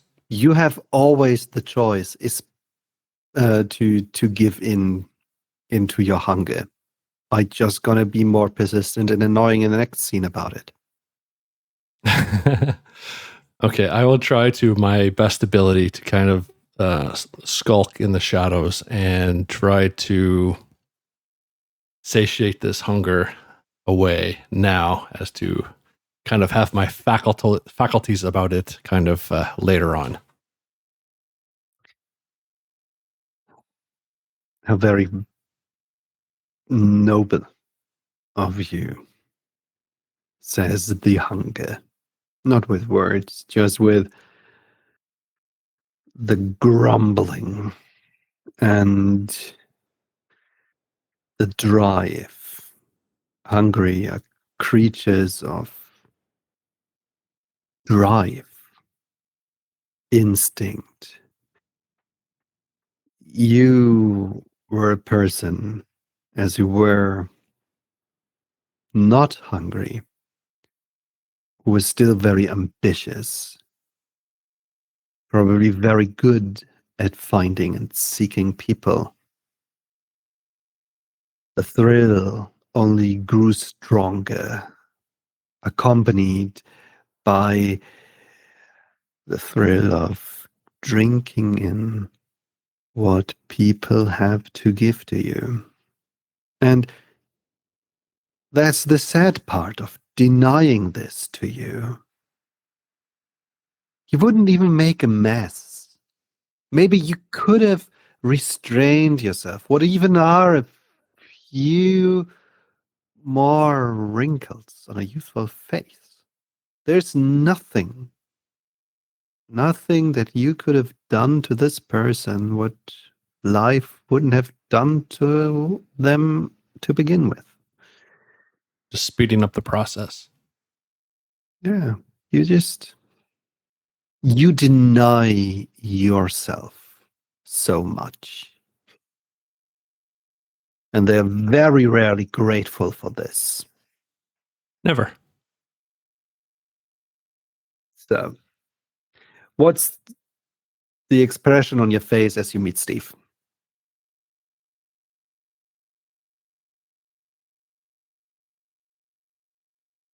My expression is kind of maybe lost in a euphoric kind of, basically the hunger is, I feel it, like you said, there's no words there, but ooh, take care of it now, I'm better later. That's the kind of the motto I go by. Hi, Steve. Hey, Dave, are you all right? He kind of gets up pretty close. You feeling all right? He puts his hand onto your shoulder, kind of maybe even slides down to your arm. Dude, you're shaking. Are you all right? All he does is basically want to feel his pulse, want to feel his sensation, his emotions right now. And he's like, you look terrified, man. Is the body that weird? Yeah. Oh God, you're covered in blood. I've been out a little longer, and I'm just looking down to the side with your hand on my arm, and just the. I'm sorry. I'm sorry. He says I'm sorry, and then it takes still like an awkward moment before he lets go. I was like, yeah, sorry. George kind of messed me up too. Just just another one just being infected. Hey, sorry. Like I got the trash bags. I have he puts down his toolbox, opens it up. You see kind of the book of something in the middle. He pulls out trash bags and Zippos and duct tape, and he's like, okay, so where is it? Is Steve the only one in this room? Yes. Are we in a room or are we still outside? I don't know. Where are you? I thought we were meeting like halfway outside somewhere in the dark in between alleys. Yeah, I'll because I don't want him to drag like the body with dripping blood all over. Yeah, no, I into the basement. Like that would defeat the purpose of, like, hiding something. Yeah, no, the what was in the window kind of distracted me, and I, non-instinctively left the body back behind in the alley, and I just say, back there, just need to take care of something. Investigating. I'm investigating. Body's back there. Right. What are you investigating, Leif? You seem quite on edge. A little bit. It's all right. I've just seen too much death, And those He red, approaches you and puts his hand on your shoulders, like, on both sides. Like, I understand, man. I understand. But like absolutely like bland and quiet, like no emotions whatsoever. Steve, Totally understand. let go. This is the equivalent of a plastic facsimile of a full Mhm. course meal talking to you right now, because Steve has got nothing to give to you.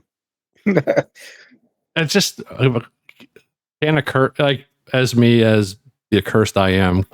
Can you feed on other accursed? All right. I'll try to grab one to Steve because he's in my personal bubble. Go back toward the body and just, I can't hold myself any longer, buddy. Sorry, you're there. The thing is, he's the only one that you can't feed upon, Oh, because he is already dead. that's right. That's right. And well, he's dead. I'm dead. We all are dead.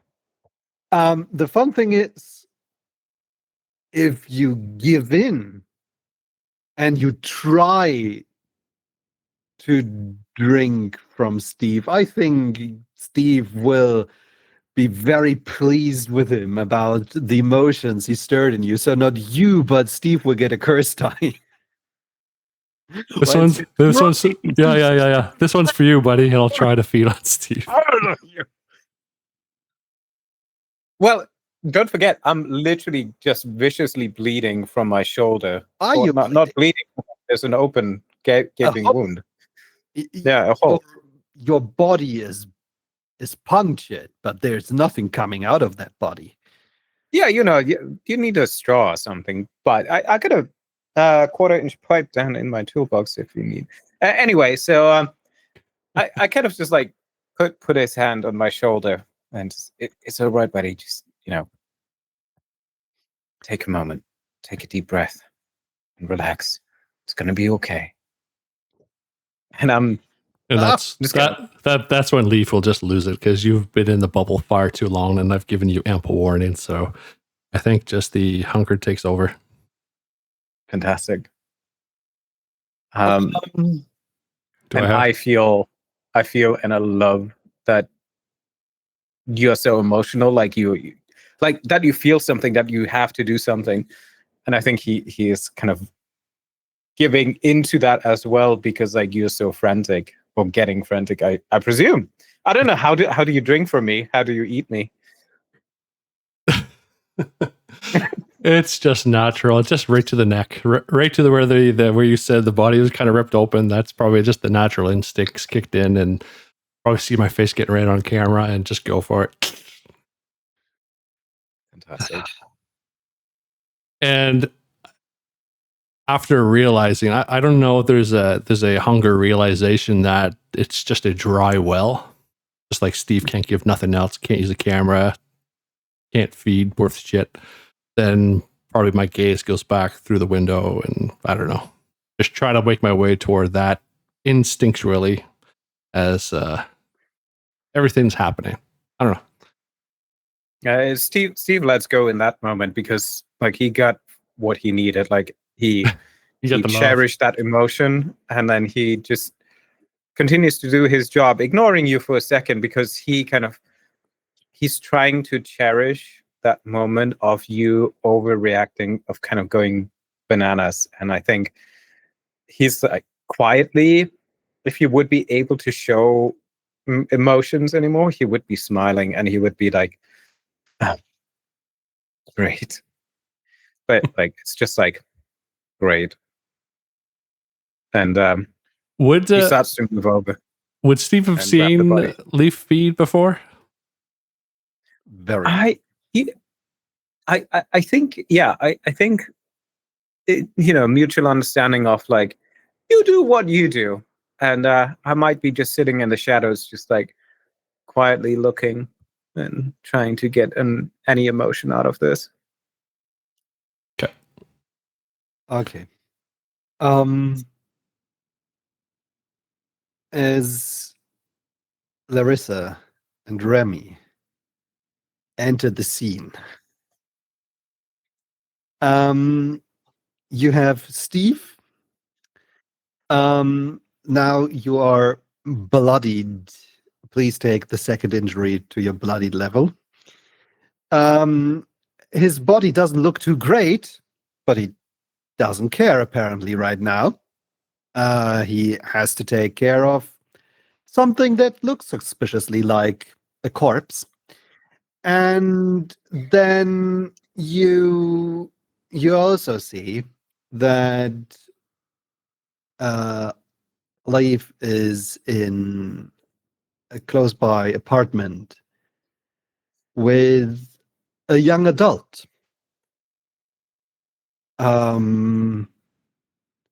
Maybe in their 20s.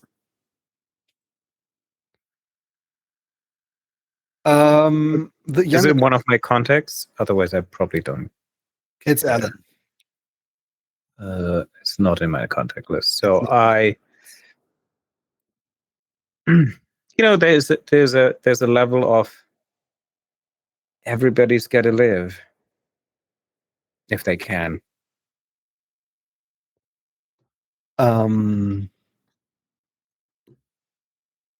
The sheer fury and hunger that's showing on Life's face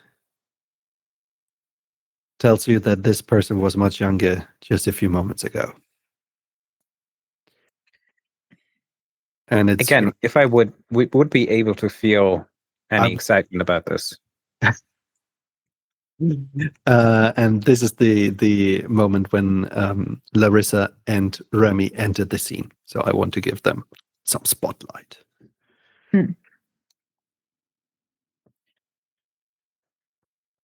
Steve is kind of like shoving arms and feet into a plastic bag and Yeah. Oh, dear making Lord. sounds.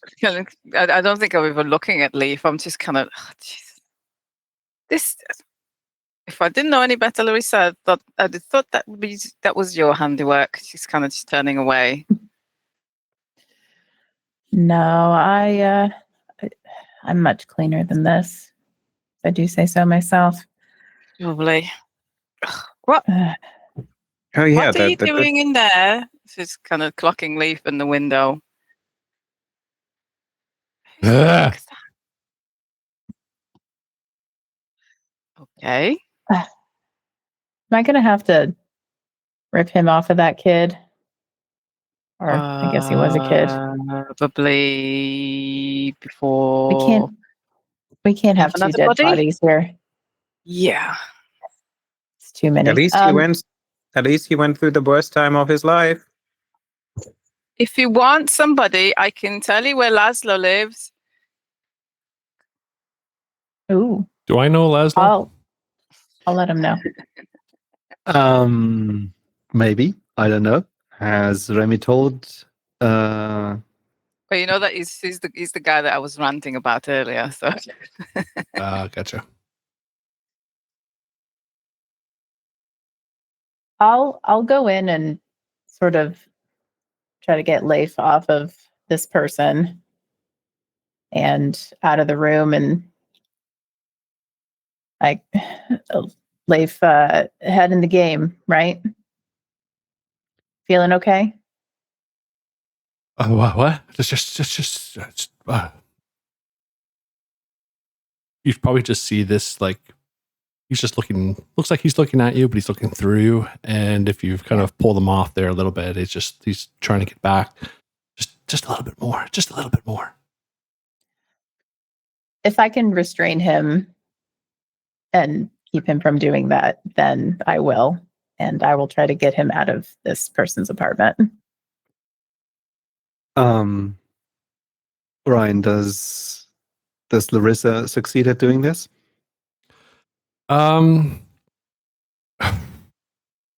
It's so fresh and of young adult blood that no, I'd like to try to finish this one off. This sounds like close combat and might to me. Yeah. All characters have a defense of 1, which is your difficulty that you need to beat. Okay.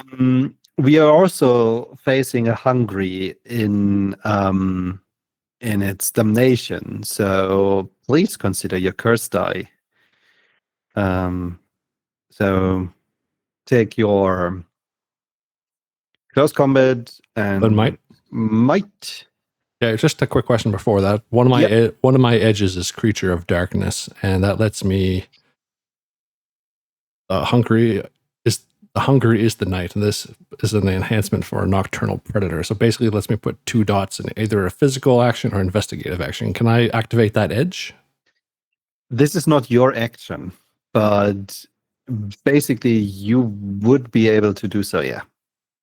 If this was your action. Oh, the other way. Gotcha. Cool.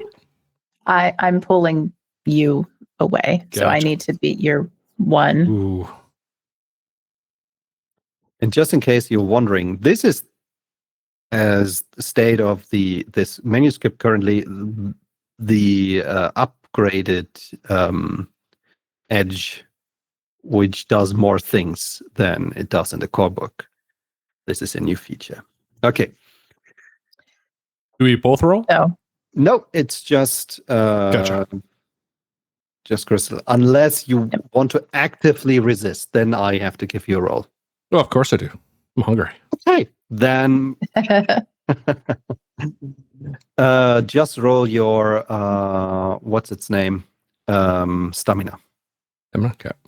Yeah, and then we will have to wait for Krista's roll for a second because you might change the difficulty on hers. so I am rolling my curse die as well. You're rolling your curse die separately. Okay. That's another 10. Uh, So 2. okay. And we need to wait for the result of Ryan's roll. 2 successes. Hmm. Amazing. So, what you usually would do is buy with Ryan's roll tricks for a defense action, which would be the easiest to just spend these on dodge, meaning you increase your defense by 2, which would make this a total of 3. And so the difficulty for Crystal's roll is 3, and with only 2 hits, you don't beat it.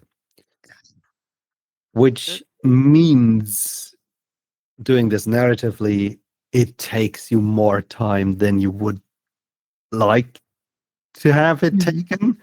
So Live manages to drain 2 additional years away from Alan before you drag life away from this person. Okay.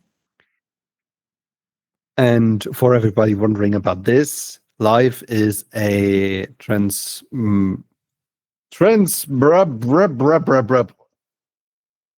Gesundheit. Thank you.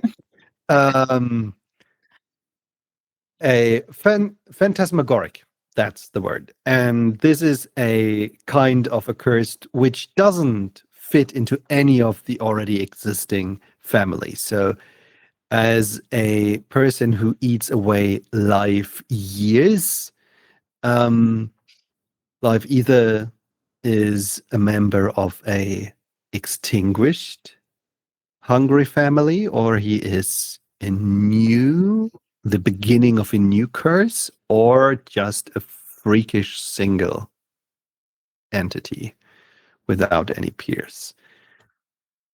Okay, with all of that gotten out of the way and a few informations spread, let's get things rolling. I think you get life out of Alan's apartment or Alan's family's apartment. You get the body kind of fixed and transported into the secret stashaway room, and the 4 of you manage to get a moment together and decide on what to do next. So we're in the basement with this body. If right? you want to, sitting next to the body or just having it in a trunk. I don't know. Well, yeah, we would have packed it up, wrapped it up, duct taped, and brought the body somewhere in the base. Because if it's out in the public, I fear that people like Leif or will smell stuff. So I'd rather bring it somewhere closed quarters and isolated. But yeah. I am intrigued by the puzzle though, because It's not an actual puzzle, I don't think. Yeah. It's No. just a description It's a of metaphorical puzzle, but like it is the sense of like somebody needed to act up enough revenge to kind of obliterate this person, like not only kill him but obliterate him. And so like I think Steve is curious enough to try to understand to understand the emotions that drove whatever it is that made this, but also try to understand what happened there. Can I add to that as well, subconsciously, actually? what the victim felt while it was killed. Yeah. Can I add as well, Oh, please. and Remy, I mean, I'm stood there with my turtleneck up over my nose, just my perfume to keep the stench of blood. I forgot earlier, but one of my, I don't know if this is applicable, one of my edges is well read, and it says, there's nothing you haven't devoured in a tome somewhere. When you make a culture or enigma check action to investigate a scene, you automatically gain an extra piece of evidence based on your breadth of knowledge. So now we've seen the body.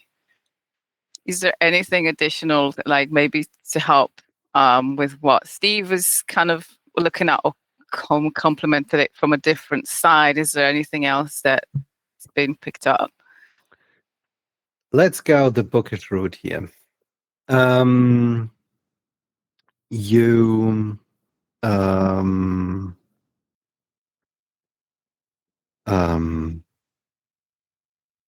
you had a good look at the tattoo. And now that your mind had some time to work on its structure and its meaning in the background, it now produces an idea. This tattoo is on one side an identifier for the person as a member of the network, but on the other side, it also has other meanings, and it is there to tie this person to other people and to places, and that's something that, of course, is a thing that you would associate with the network, but they burn relationships. They usually don't stamp them into their skin, because then they have just a reminder of something that they will lose someday. If they do this, they do it because they need to anchor themselves to avoid getting lost. And where do you get lost? Especially as a sorcerer. That's when you leave reality. If you go into the liminal spaces, if you go beyond the walls and into the outside. This person might have been an expert in outside traveling.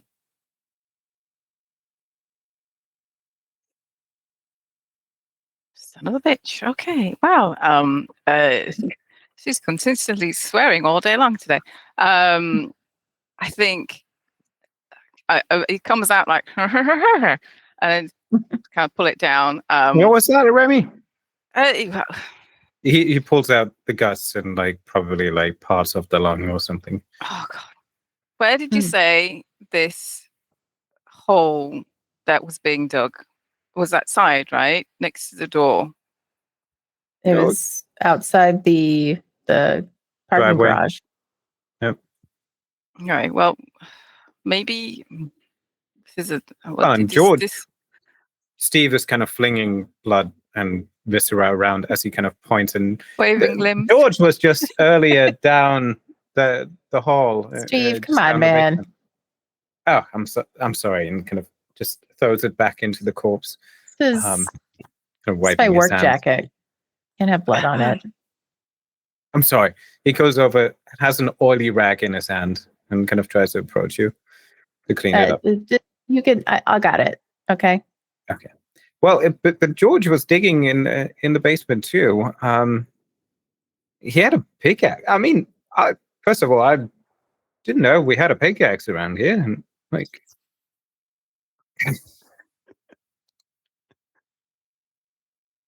I mean, I'm sorry, but doesn't it strike you as odd that people are looking down rather than up? I was thinking maybe they're digging outside to block the door off to stop people going in anywhere near the liminality. We know is there, In but relationship- maybe there's something.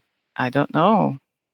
In relationship to where George dug the hole in the basement boiler room, compared to where the other one dug the hole, like, is there any spatial correlation that Interesting. I would be aware of? that you would be aware of. Because that's what I can go off from. So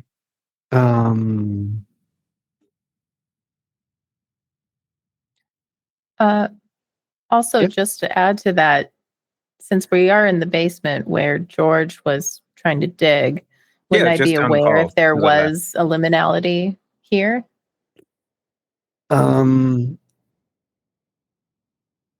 Are you in the boiler room?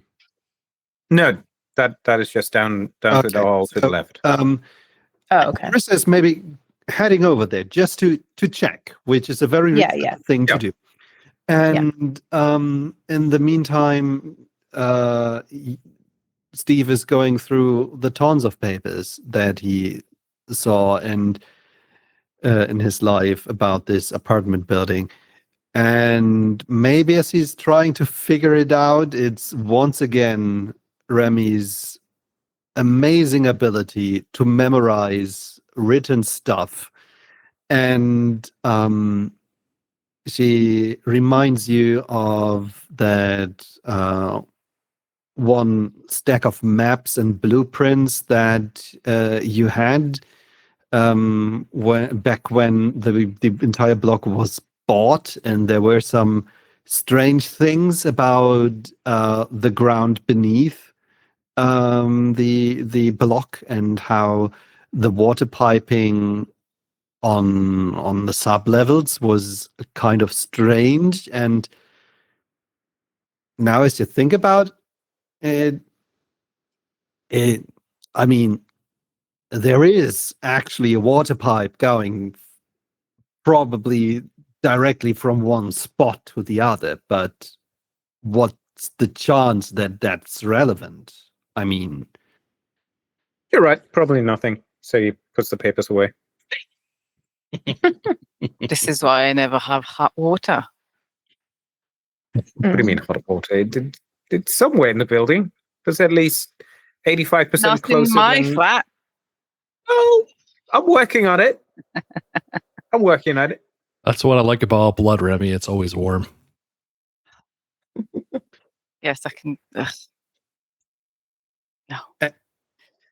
as Larissa enters the boiler room, you are overcome by a feeling.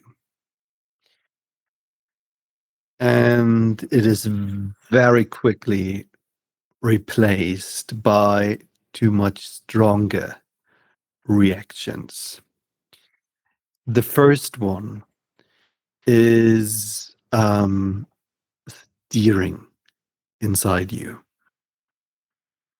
One of the souls is calling out. And its voice is growing louder. It starts to produce pictures in your mind of of smoke-filled streets with mortar and brick buildings to the left and the right, and there was the sky is uneery dark, and you just have like circle outlines of a yellowish moon and stars which are just too big, and the soul within you yearns for this. They want to go, and you feel how the wish how one might call it the quest forms within your chest to follow the soul. And at the same time, there is a memory of your own popping up. The memory where you have been told that you are too broken. You can't stay. You are a liability for your comrades. You dig out new battlegrounds where we don't need any. We already do our best to protect this city, and you have seen our fallen. And what are you doing? You are dragging a sorcerer around, and you open gates with them. For what? For these voices. There should be only one voice, and that's the voice of defiance against the Archons. If you give in, you can't be one of us. By this, we banish you. You shall never use the name Battleground Angel anymore.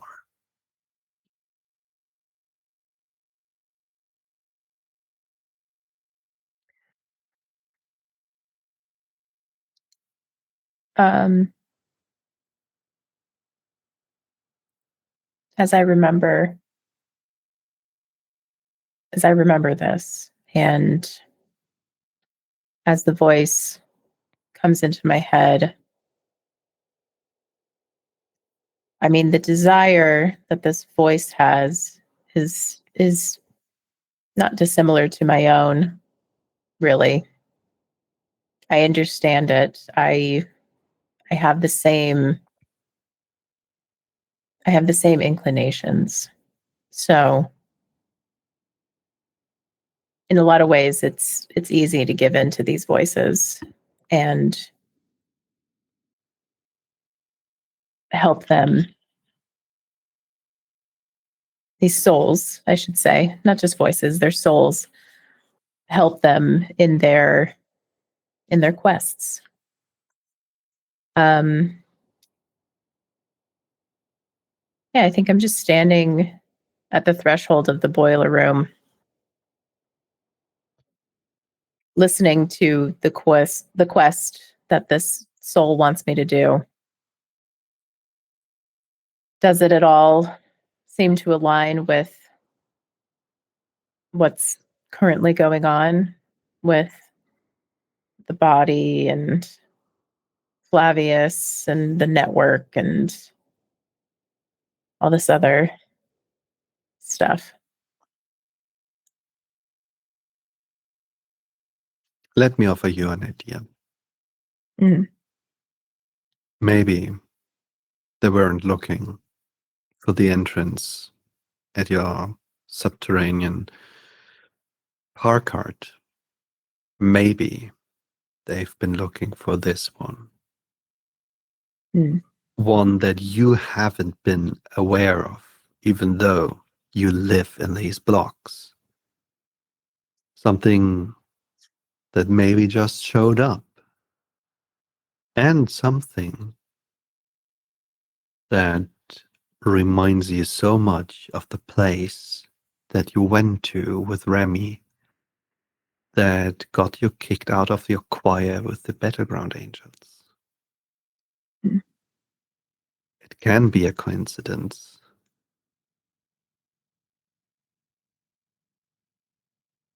Or it's not. Or it's not.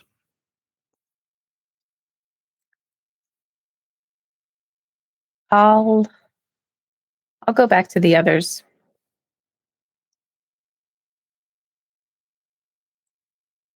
Guys, there's a spot in the boiler room. I'm sorry. I meant to fix it. It's just I haven't really had time to come around for it. But Steve. It's not something you can fix. I'm watching Larissa carefully. I was kind of, I guess as she was going, I was sort of half, and then, Steve was waving all these limbs about spilling blood. So I get some kind of clothes cleaning wipe because I always have them with me to clean specks of bloods. And by the time I do, she's come back and I can see she's my best friend and we've known each other for a long time. I can recognize the expression when she's found something that interests us both, or maybe not interest is the wrong word, but I guess for Remy it certainly is. You're kidding here under our feet? Wait. So what's the whole deal about them spots? What? Like they're not something, I can call like a company for, right? No.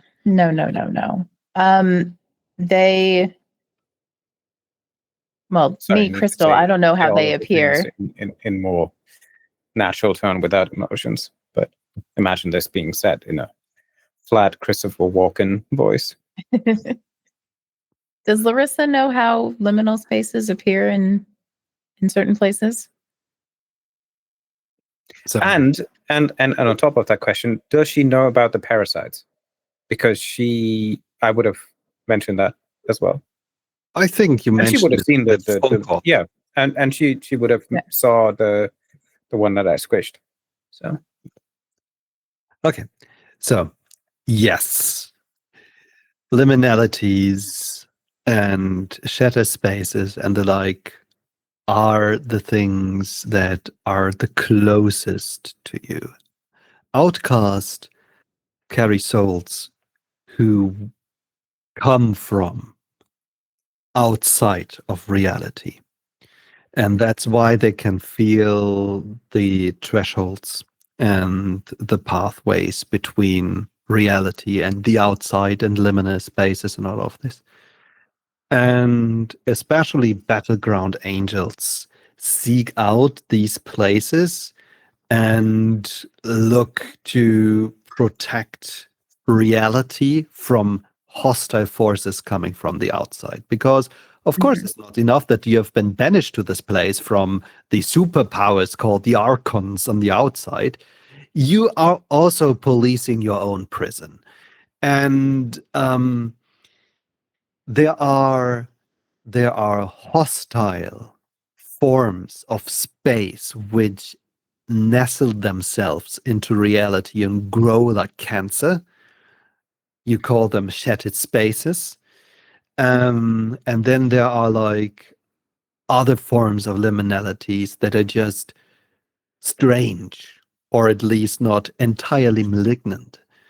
There are some that happen when the world takes a new course through history than it was originally meant. And then it's like it's splitting off, and you have an so-called epoch where a different timeline happens or happened. And people get trapped in those. And sometimes these places just show up, as did the one that you discovered some time ago. And then you went exploring with Remy, which got both of you kicked out of your families, which was an epoch. So it would be within the possibilities that a new liminality crept up, or maybe change its place. It's just usually they don't remind you of this very particular event. They're just another place that you have to watch and be aware of and and secure, so your friends don't wander into them alone. Because they can die there. You can't. I see.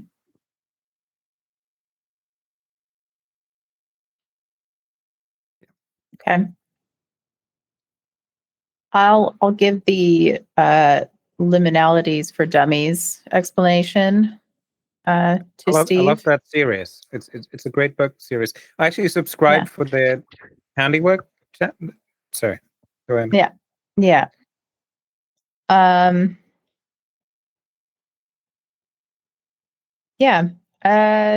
think it just appeared, probably. Maybe not. But Remy, we know this one. I think Remy, I think as you were talking and explaining to him the kind of Remy's the sort of most basic thing in the world, so she's really not listening. She's kind of from underneath her, because she hasn't got a bag or anything on her, but underneath her jumper, she's got this pouch, kind of flat pouch. You kind of, once you hide your stuff in when you're going abroad with your passports and shit. And she takes out this tiny notebook, soft covered notebook, and a pen, and she's starting to there's a few different notes in it, because all her stuff's gone. So as soon as something interesting comes out, she has to have somewhere to note it down. She's noting down, and then when you say, "What do you mean?" It's one that we no. We know it. But it's not what? How? Do you mean it came with us?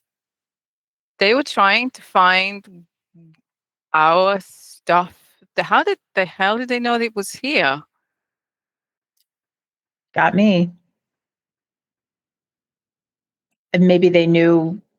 I mean, maybe it did come with us. Maybe they knew that it came with us. Maybe it moved. Maybe, I don't know. Could be Nobody went lots of different things. Yeah, and nobody else went in there before, and my head is kind of racing. Nobody went in there before. This is incredible. Wait, so an epoch, a whole thing moved but maybe we've been here long enough to cause it to shift in reality. That's bizarre. What? And how did they look? They must have looked at my. They must have looked at my research. This is why Laszlo wanted me to go after this guy. Yeah, I mean, Laszlo doesn't just show up out of the goodness of his heart, So are these like liminal spaces sources of power that these networks want to take advantage of? They are.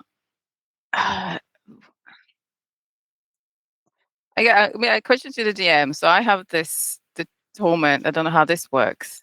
Don't let anyone else claim credit for your actions, even if those actions were supposed to be a secret. How does this play in a situation, if at all? I mean, you could say, yeah, what the network could have probably wanted with that was this, but actually the one person who opened the gate and managed to bring all of this together, and apparently draws the attention of several families. Is me. I did this. I am great. Yeah, and I think that's what it's always kind of getting to. So, well, epochs are a big deal. They're a complete. Our reality has changed through time as everybody else moved on with the times. That particular reality stayed behind, along with some people.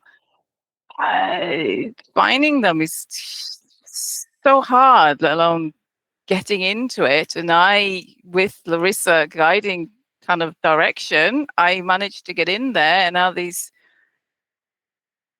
amateurs are trying to take advantage of it and going in there. We don't want them to. They really don't. We really don't want them in there. Absolutely not. So what you're saying is we need to shift this again, or you need to shift this again. You can't shift it. Do you realize how hard it is? I don't even know how it moved here in the first place. And then maybe it's following me, maybe it's following Larissa, maybe it's following both of us because we're both here. I don't know. You're not going to like this, but Steve is going to approach you and put his not as bloody hands on your shoulder, more so on your arms to just feel your pulse a bit, or maybe any reaction. And just really, there's nothing we can do. Like, what about the body? What do we do with that? I mean, you could. All the while he's holding your arm to kind of literally just feel your pulse and rising and hopefully get anything from you. Steve walks by with a little bit of dried blood on him and Leaf goes,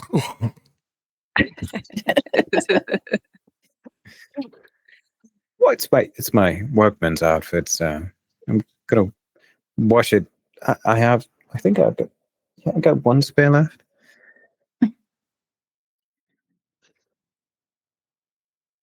Well, But honestly, like he's kind of going to Rami and trying to feed a bit of her emotional disturbance that she's definitely feeling, as far as I read her voice and heard her conversation. So yeah, and I think I if I went into a rant earlier, I go into a technical rant, which I won't go bore you guys with, but it's really about, it took forever to do all the drawings and to the calculations themselves, and it's what and Steve miraculously pulls a chair or a couple of chairs and kind of like ushers you to sit down.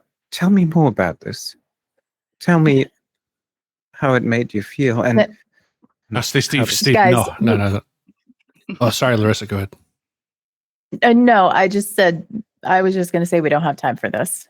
You don't have time for your friend's emotional stability.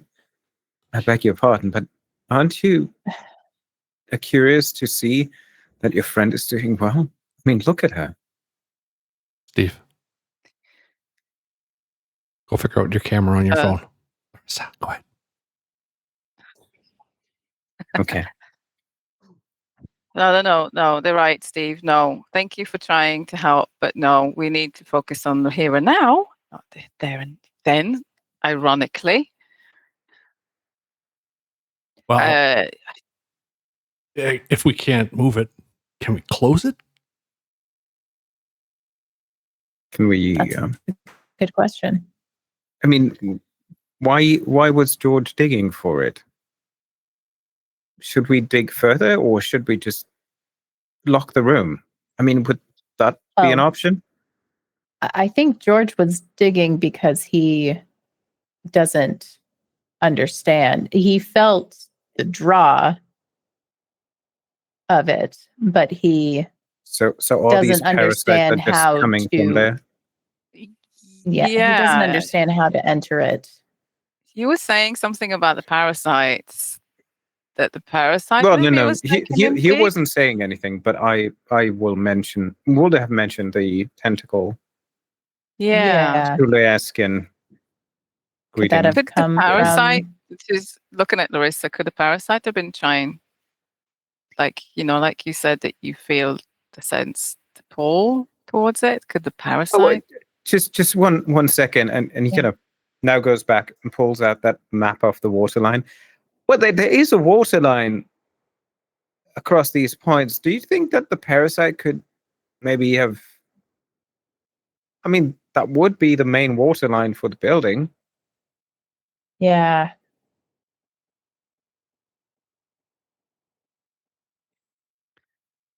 Man, this is bad.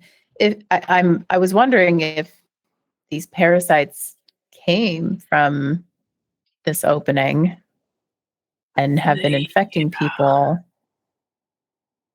And What if do we that's the remember case, that from it? is Yeah. very bad. Yeah, what do we remember from it?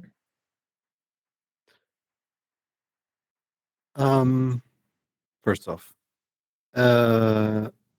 Remy, take one curse die for following your torment. Which means everybody except for Larissa is currently at 2 curse dice. Wait, what? Everybody but Larissa. Yes, everybody but Larissa is at 2 curse dice. Larissa is at 1, and I'd say you probably got enough rage from Remy to be at 3 at the end of the scene, since you followed your urge and your damnation, and those fill up or affect your dice at the end of the scene. Who's you? You, Steve. You, me. Steve. Cool. Steve. Okay. Thank you. So just to bring the curse dice economics onto the current thing. So over explaining this, I forgot the question that you asked me. What do you remember from the epoch? Okay, from the epoch. So what do you remember from the epoch? It was traumatic. It was an exciting place. Brick and mortar buildings. And there was a large city, roughly the size of Miston. And what was actually amazing about it, that it was stuck in the late 19th century, but somehow the people in the city developed technology that allowed them to fly. And as you were there, there was like this big hype about reaching the moon. And there was a lot of basically 19th century science fiction art about space travel and the growth of humanity. And it was a very positive spirit.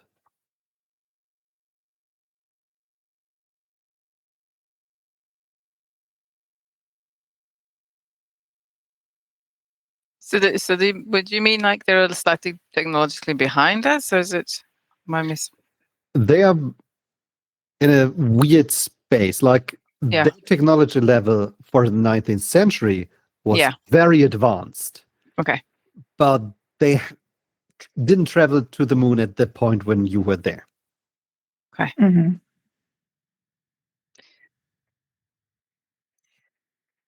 You know what? The fucking Archons are trying to, I don't know, put these parasites into this amazing place that was just trying to better themselves, and it's technologically advanced. And the families are wanting to get in there. This is why we don't want them in there. Yeah. Gotta close it. How do you close up Shadow's liminal fuck thing? You go in there and perform a ritual. And you basically close the door behind you as you leave.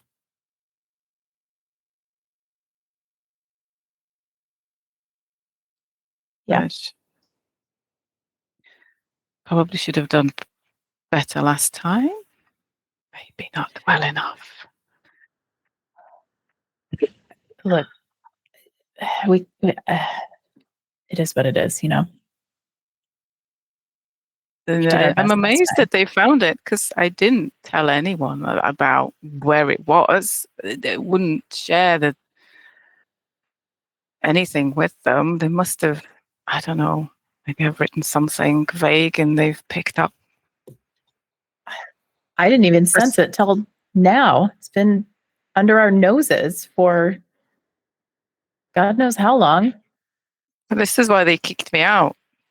She's looking, Larissa knows that she's looking at Stephen Leaf. This is why the tossers tossed me out, because I wouldn't share with the family. You know what it's like. We have to share in the family. Maybe outside it's fine, but not in.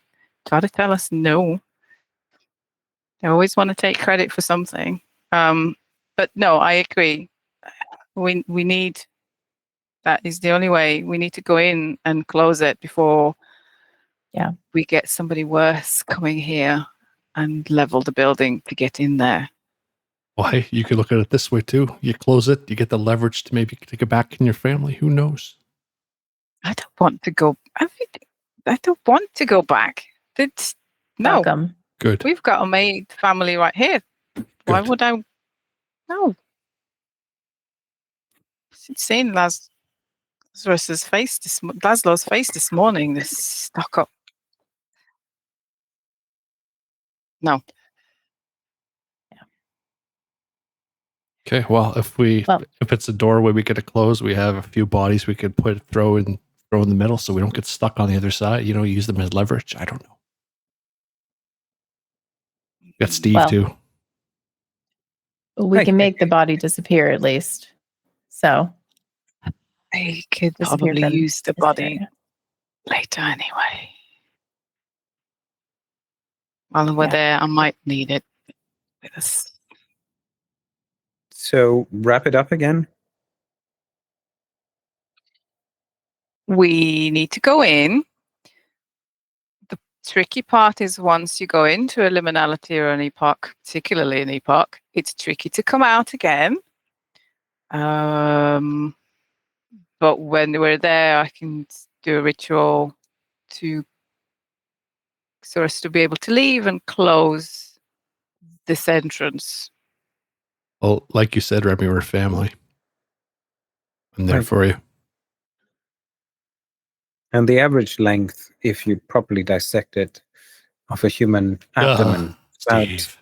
75 meters. Again, if you. All right. Well, I think it's time to grab the go. body and let's get in this place. Let's get in there. I think Larissa is already like halfway going back. I mean, Steve is wrapping I'm sure up the body. Yeah. I'm sure the soul is just screaming at her, like, get back. Where are you going? You enter the boiler room. Nothing feels different for Live, Remy, or Steve. But Larissa is very aware of the liminality that is bordering here.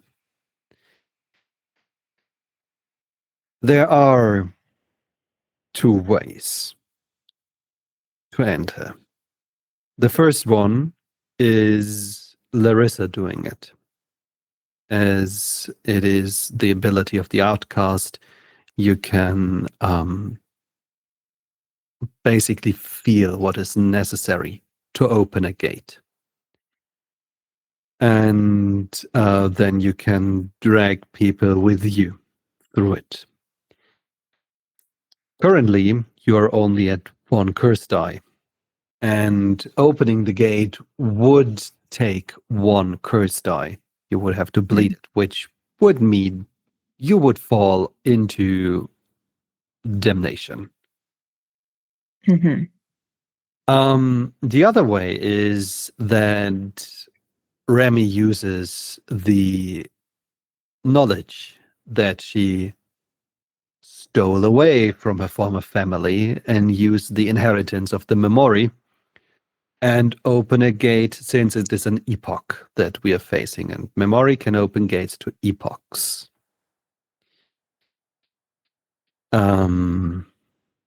And anyone can use the door. So you wouldn't even need to spend more curse dice to bring your companions, which would be something that Larissa would have to do. Yeah, I bleed. Yeah, 1 curse die to open it, basically. Anyone can go in through that door. Anyone can go through that door. I remember how to do it, but like I said, this is already going to be tricky. So we need to be careful when we go in case somebody follows. Can we at least barricade the boiler room door so that people don't come into this room easily? Maybe put a sign up says under maintenance or dangerous, don't come in. They'll know it's a lie, Steve. Well, I'll do my best to the extent. I mean, yeah. Obviously, I know what light switches. I mean, I'm gonna lock the door. Okay, I'll be right back. Okay. He actually runs up to the basement door. He's gonna lock it. He's gonna block it with something, and he's gonna sit down on the staircase, and he's gonna actually light a cigarette and try to smoke it and try to get something from it. But like he takes like 1 or 2 kind of drags and just looks at the cigarette and is a bit disgusted by both that he gave in and the other one that it just substantiated the feeling that he doesn't feel. And he just crushes it and walks back to the others emotionless. Wonderful. Remy, how does it look like as you open a gate to a split off reality? I take up my pen and I was trying to remember in my head the calculations that I did, you know, the where it is, and I guess there's no incantation or anything overly flamboyant in how it looks, but I kind of move the pen around and I in certain directions for a minute, and the pen begins to glow a little bit. There's no color to it. It's when you look at it, you can't really look at it because it's there and not there. And then I find the spot in the air where I think that's the place, and I stab it into the air. And it seems like it's a stupid thing to do because it must be kind of like it, but there's suddenly a resistance that hits the pen, and half the pen sinks into the air. And then I start to move the pen around as it's tearing through space. And it's not drawing it, but it's searing, tearing through all around until there's a door etched in reality, where there's kind of, you can see the space behind of the room. It's still there's still kind of the space around of the room, but there's just this tear-in, and as I pull the pen, this slice of reality moves with it to leave the viewing, thinking in.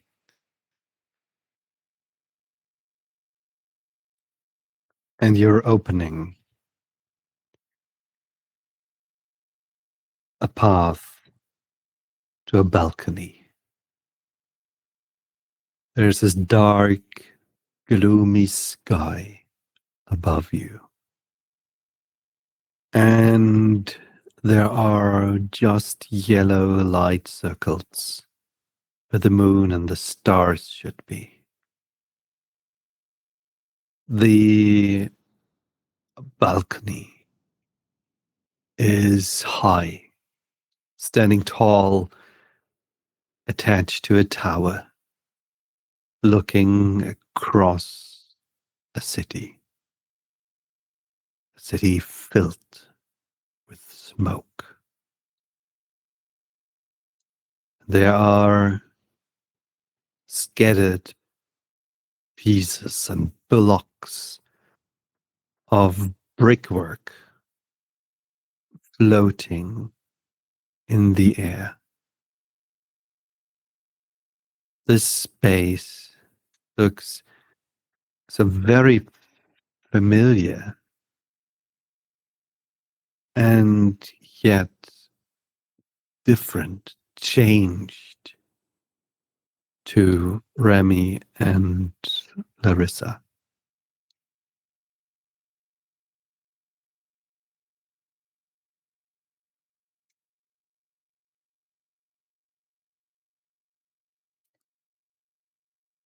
I immediately walk in. No hesitation. And I just say, follow me. As you walk through the door, you start to shed your human disguise. And we see you in a form which is halfway between human and the utter insanity that your body is when you're going full out there. What do you look like now? Because that changes depending on the soul that is driving you. Mm.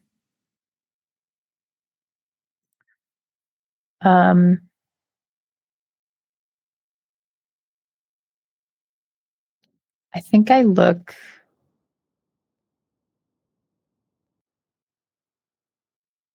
think I look like a continuous,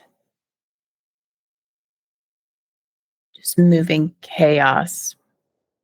But it looks like chaos, but it's not actually chaos. It sort of feels, the feeling that they get is the feeling of war. It's a war-torn soul that just keeps fighting. It absolutely is. And it knows so well that this is its battlefield. This soul has fought here before. Maybe they traveled with you as you've been here for the first time, as a hitchhiker. But now they're back.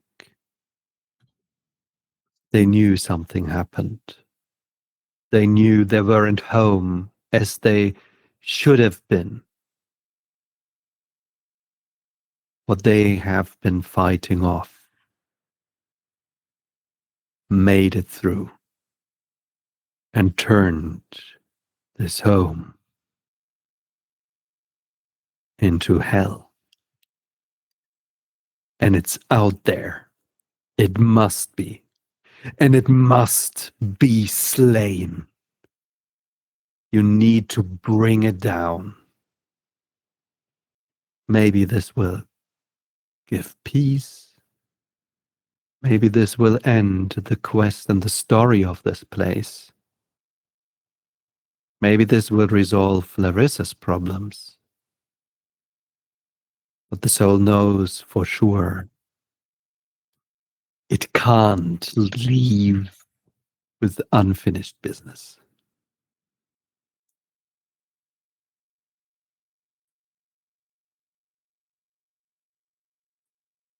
Yeah.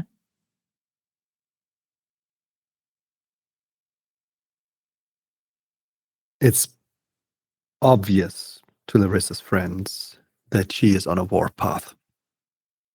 You have seen this happening before.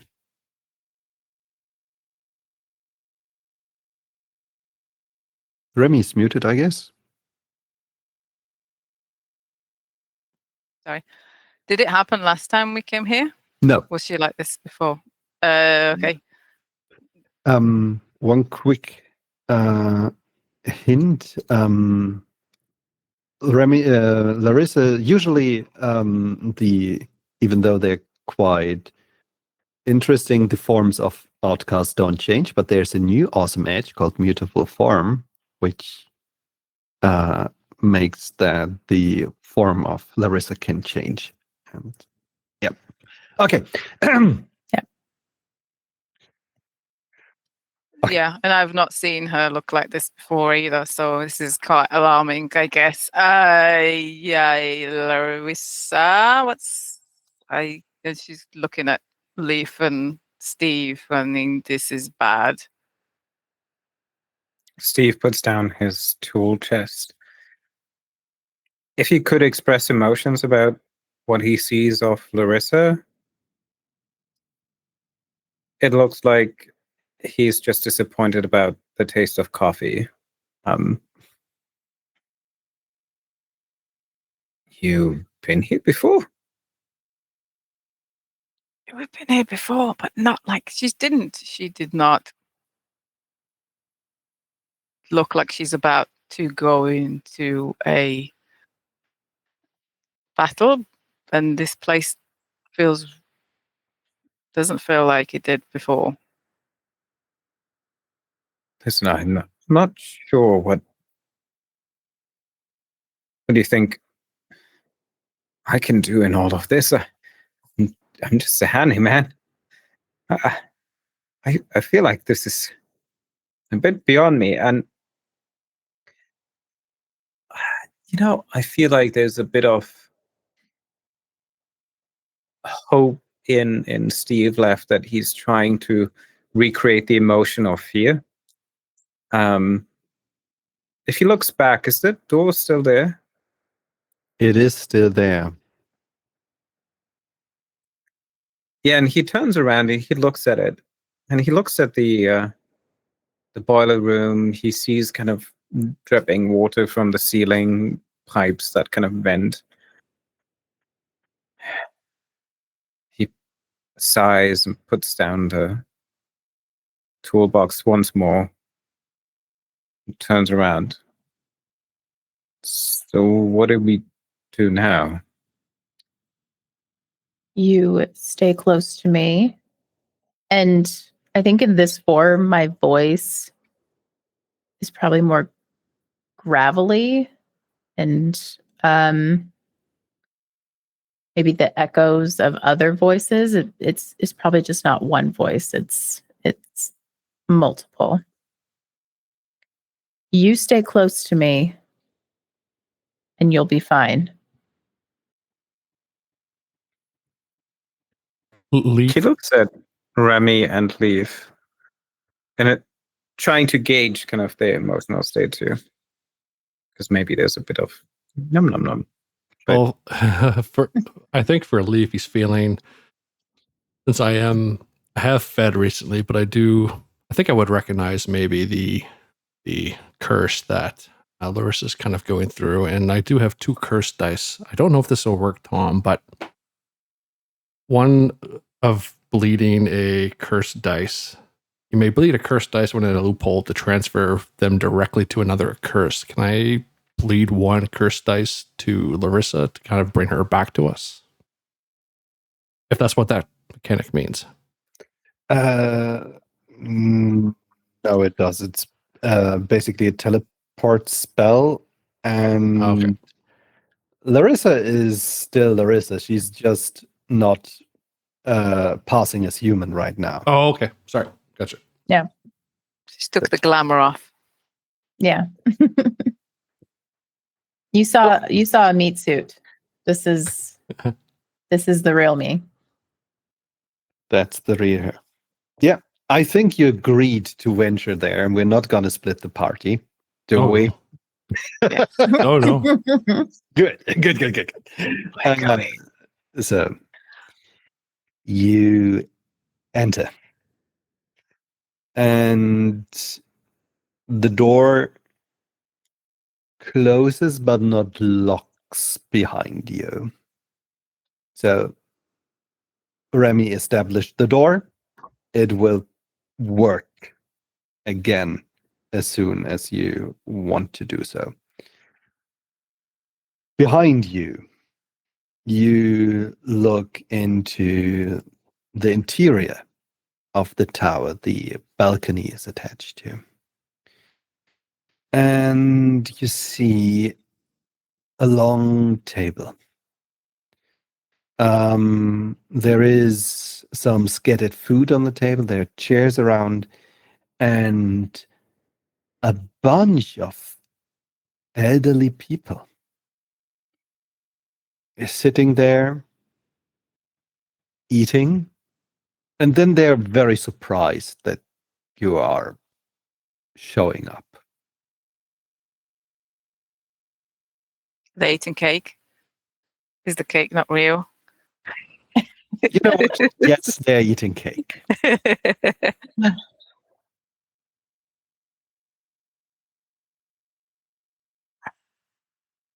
Hi. We're come to inspect the facilities, right, Steve? Right. You've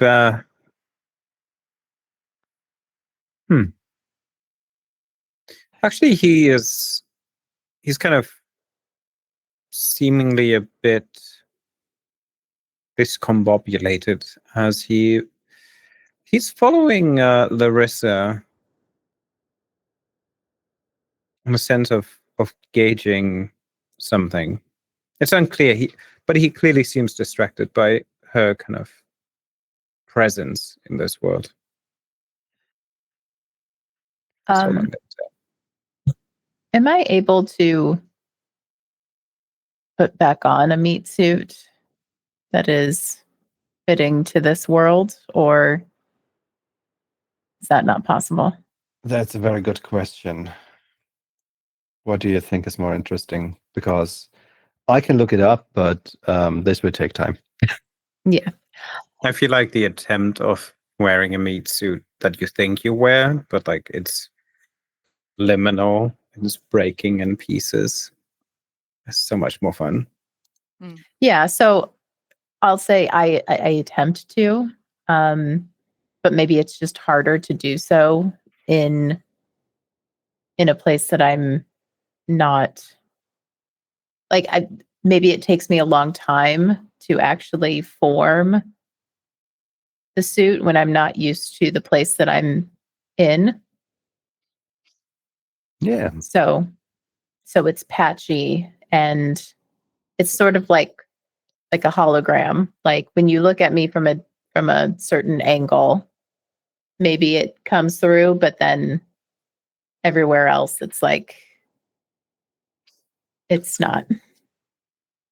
And there's an interesting reaction as you observe how they are watching you. And these elderly people, they look at you and they're like, ah, mm, mm.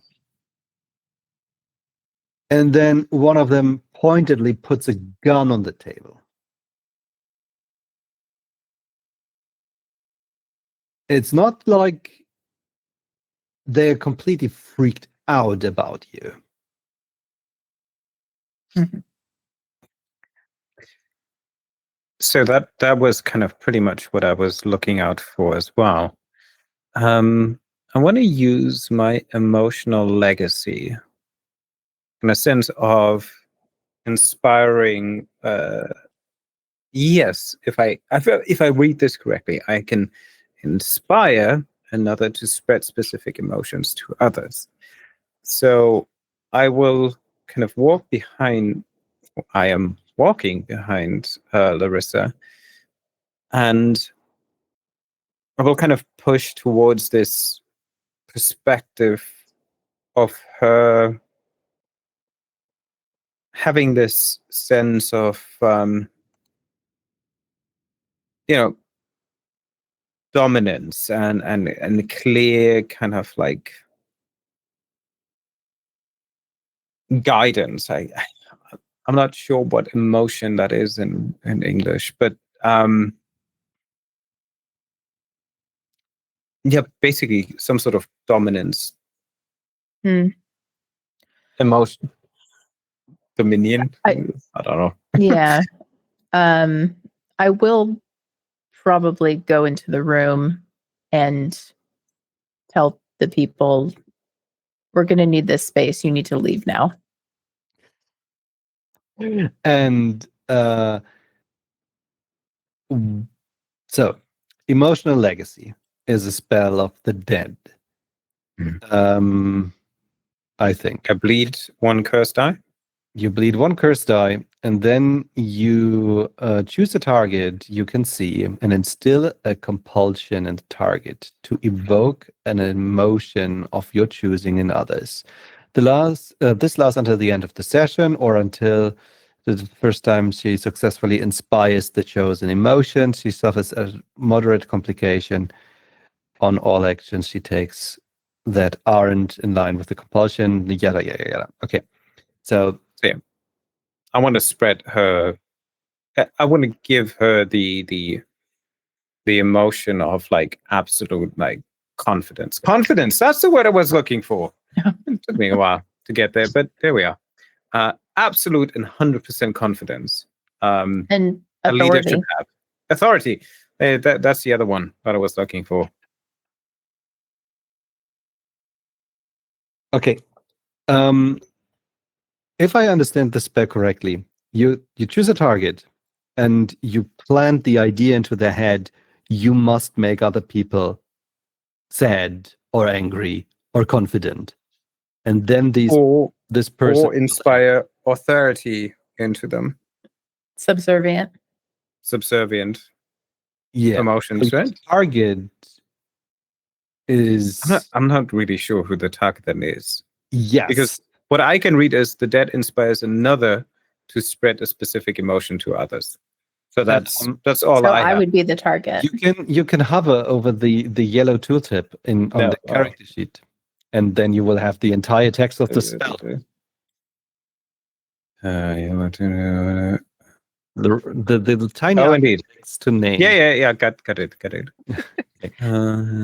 So this is basically a spell which allows you to control other people to do something, and it's a limited command to make somebody basically rile up a mob or make a very sad talk or something like this.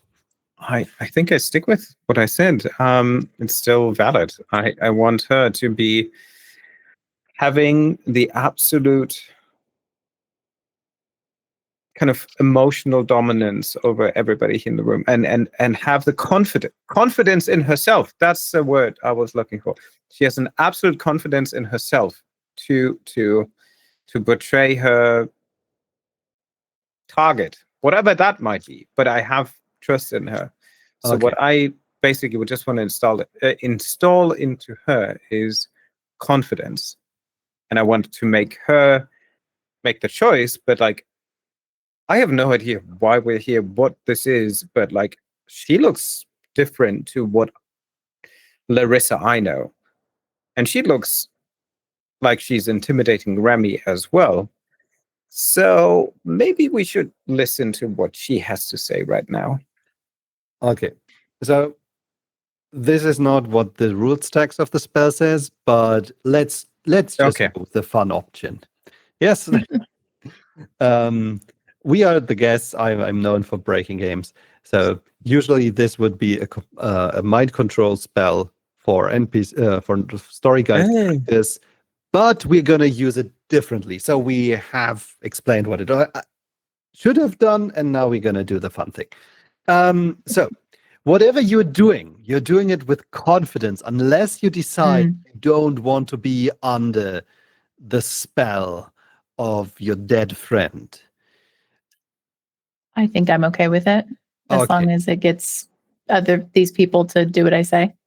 Then please take 2 enhancements on a influence action. The fun thing is you're basically slipping off the mask, which gives you an automatic hit on all influence actions.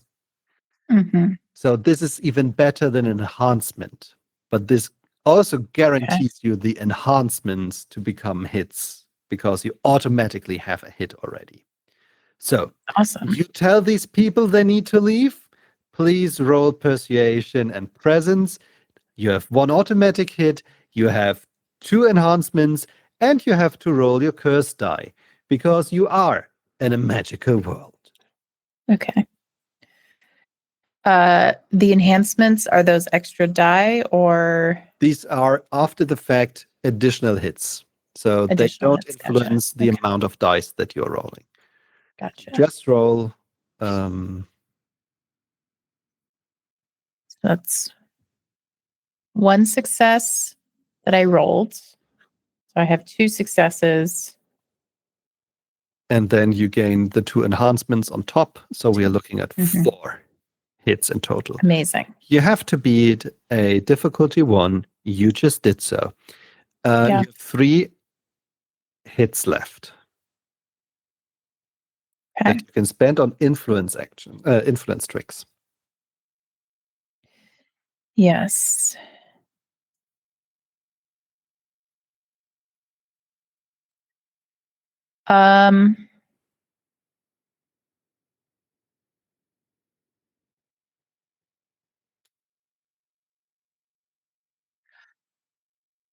I think I'll use 2 of the hits to persuade somebody to stand guard at the door and make sure nobody else comes in here.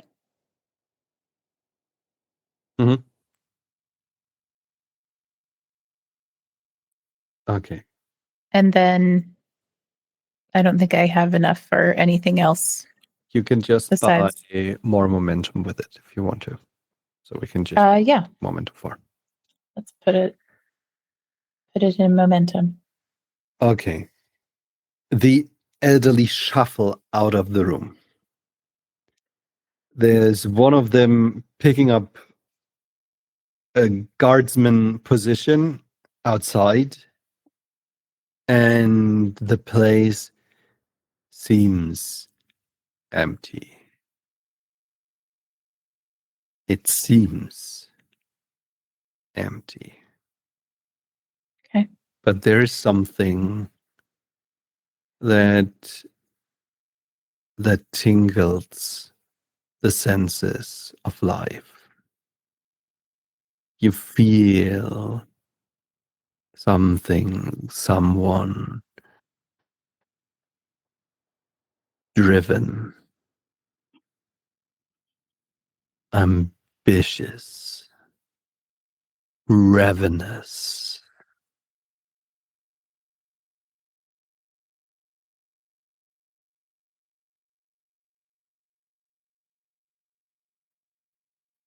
Remy, No, how life. you get started on this ritual?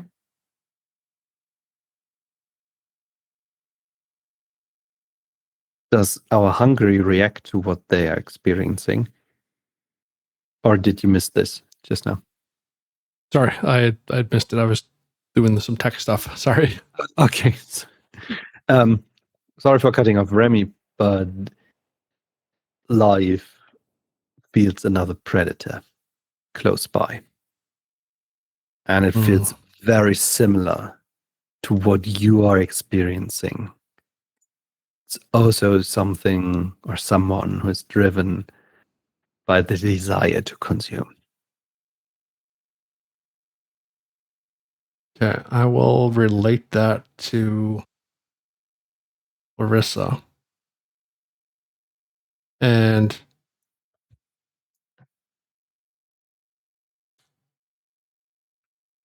do we feel like we're being hunted or just something that's hungry? You're not hunted yet. Okay. I would like to try confront shadows.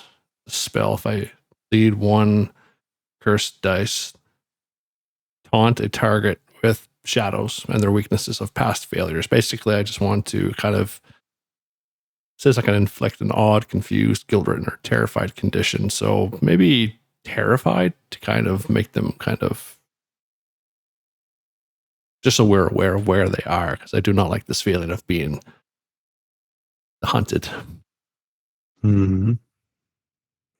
I am the hunter. You are the hunter, correct. I'm wondering, how do you locate them? Because you need a target, and right now you're just feeling the intent. How do you find them?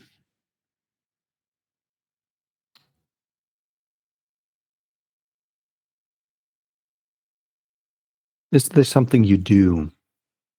Do you starve the room? Do you look for a scent? Probably a scent. Okay. Then please give me a survival and Present. cunning roll. Cunning. Okay. Yeah. So that'll be Since you are a person who is good at finding people, I'd say you take one enhancement, and you're a creature of the night. And this would be an investigation action. okay. I would definitely like to take that, please, as the edge. So instead of 4, that's 6. Do any of them need to be cursed dice? Yes, absolutely. And before you casting the spell, you are a 2 curse dice. So, Do I roll both of them or just one? you roll both, and you roll. Creature of the Darkness doesn't give you any dice; it gives you enhancement. So you're still with the 4 dice from Survival and Cunning, and 2 of them must be rolled as curse dice, and the other 2 is your usual dice pool. Okay, these are the usual. 1 hit. And these are the cursed. 1 hit. This is awesome. Okay. You sniff. You take in the scent, and there is like brimstone and smoke in the air, and the place just smells burned. And then beneath that, you almost missed it. But there is another smell. And you mostly missed it because it is so natural, so common for you. This smells like you do. there is a you here. And you follow the scent. And then you see them. They are of the same height as you. They have similar face to you. Are they me? Physically look like me? Not entirely, but they're very similar.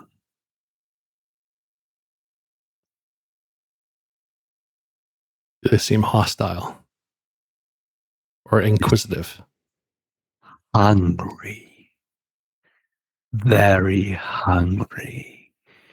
And the way they move, it's a tad faster than you are. And they are fully aware of their surroundings. They don't need to check any walls or anything. They know very much where they are. And you look fresh. And you look tasty. And this would be an opportunity to fling the spell. If you want to. Yeah, but you can do something else. No, I'd like to. I've been trying to bleed dice all session. So we'll try that. Confront shadow. Now, you said there's more than one. Is it one dice per person, or would it be just one for the group? You start with one target. And if you accrue enough successes, you can use the shockwave trick to hit more targets. Okay. I'd like to try that. It already has an multiple target feature, but it doesn't, as far as I can see. Okay. Then I would probably try to do the effect of inflict awe, like make me look more of a not desirable lunch, I suppose, and just make me look more hungry than them, I suppose. Mm-hmm. That makes any sense. I guess that would be terrified, maybe, but kind of between the two, if it makes any sense. Yeah. And the fun thing is, this is a spell that you actually have to roll for. I think the tooltip does say how many. Oh no. If your target is supernatural, provoke a clash using persuasion. Yeah, you're going persuasion, and I think.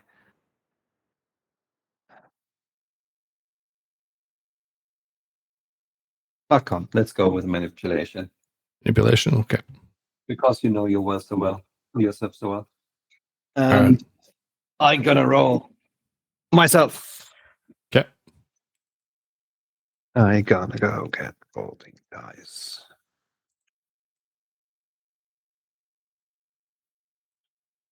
And remember that 2 of these dice are cursed dice. Okay.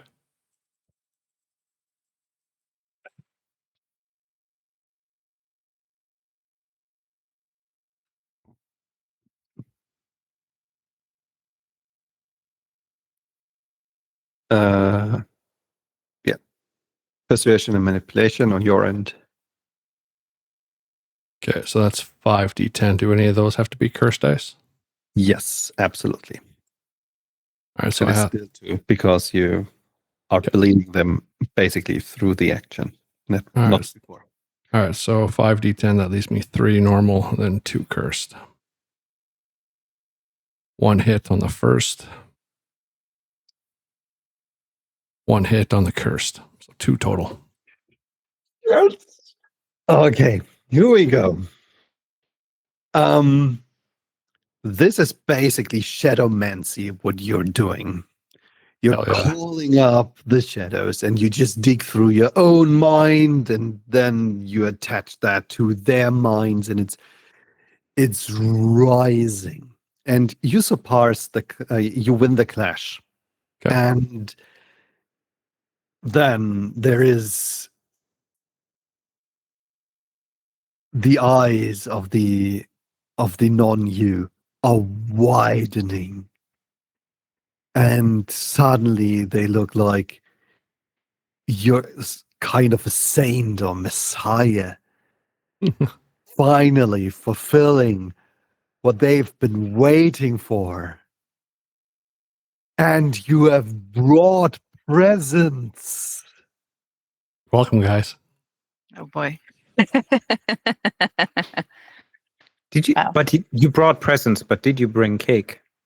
Do I Apparently, recognize? there's cake here. Do I recognize that they're now looking past me? Yes, it's the moment that you yell something like "Watch out!"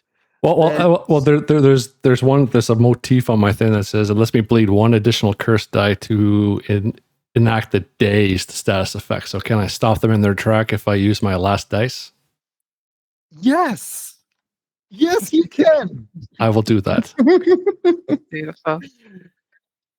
So they're not looking for something to eat. They just look like, if you said they look at me like a messiah, I'm also keeping them in this dazed, non-hungry state. Like, look at me. And I guess that puts me into a damnation or a hunger. And yeah, and you know why they are odd? Because you are displaying their hunger. Finally, you came, and the first sign that you're giving them, you understand them. This is brilliant. And you howl together in the hunger and the drive. And it's a fragile moment of unison and non-aggression, which can break at any point. So it's very important to know what your friends do. Sorry, guys. Right. Is there a particular order of action, or is it just whoever? There could be, but looking at the time, we are almost closing in on 4 Yeah. hours. And I love combat just run as narrative scenes if we want this to happen. So if you feel that you need to do and say something, do and say something. I think Larissa just told me to get the sealing ritual on, but then this shit hit the fan yet again every time we go anywhere together. Situation occurring. So I see that Leaf's kind of in front of this, figuring out this is why Larissa is in battle mode. I immediately change my attack, and I bleed my last curse die to cast Cosmic Drain. Don't laugh, Tom. To cast Cosmic Drain on this new entity that's looking very hungrily at me, and I don't like people looking not that kind of hungrily at me. So basically this they suffer a moderate complication on all actions for the rest of the scene. I can send it to you, but yeah, I look up from as I was kind of bending again with my pen, and it's kind of that again, there's no language or anything to it. I think there's more of this kind of symbolism with this pen, just kind of as if she's writing a I forgot what it's called, like a mathematical equation of some sorts in thin air, and it's kind of pushing it at this thing, whatever it is in the shadows, because I can't see it very well either, which I don't like. Just to give you some reference points, there are 3 of the non-lives, and one of them is definitely in awe and in trance and howling with life currently. The other 2 are kind of trapped in the same motion, but they will recover quicker. Okay. So Okay. you can Cosmic Drain can also hit one target, or you accrue enough hits to buy Shockwave. And just to give some points of reference to our audience, Cosmic Drain draws away the power from the target. Like, you can make them bleed curse dice without effect, and you can drain the dread powers, so they are less proficient in fighting or manipulation or whatever they are doing. This is a very powerful new spell. Okay. And I think since you are targeting another creature, this is a clash, and you use Esoterica. And it sounded to me like you were doing this very brain heavy in an intellect way. Okay. So 4, 6 dice plus the 1 curse die that I just bled. Yeah. Yep. Okay. 6. Yep. Okay. So I rolled 2 successes with my curse die, but none with my normal die. This is amazing. You also surpassed, or you also win the clash.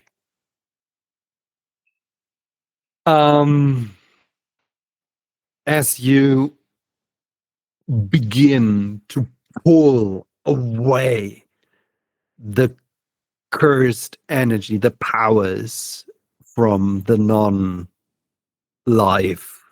in front of you, you hear a crack breaking through the ground beneath you. This tower doesn't seem too stable anymore, as you are breathing hours beyond your normal limits, and you also fall into your damnation. And we will see what consequences will arise from that in a second. I mean, the next big important question is, what are Larissa and Steve doing? Larissa, well, seeing this, I mean, she's going to go help Remy up and tell her, do the ritual. Let me handle the rest. And I think it's time for Larissa to just start cracking skulls here. I think she's just going to go after whichever one she encounters first and start pummeling. Awesome. This is close combat plus might. And since you are in your semi-liminal form, you gain 2 enhancements on all unarmed attacks. Also some text from a list, which is somewhere in the book on page 94. But the more important part is that you are facing entities with a defense of 2, which you need to overcome with your dice roll. Okay. And as always, we are in a magical land. The stakes are high, and you have to roll your dice, your curse die. Okay.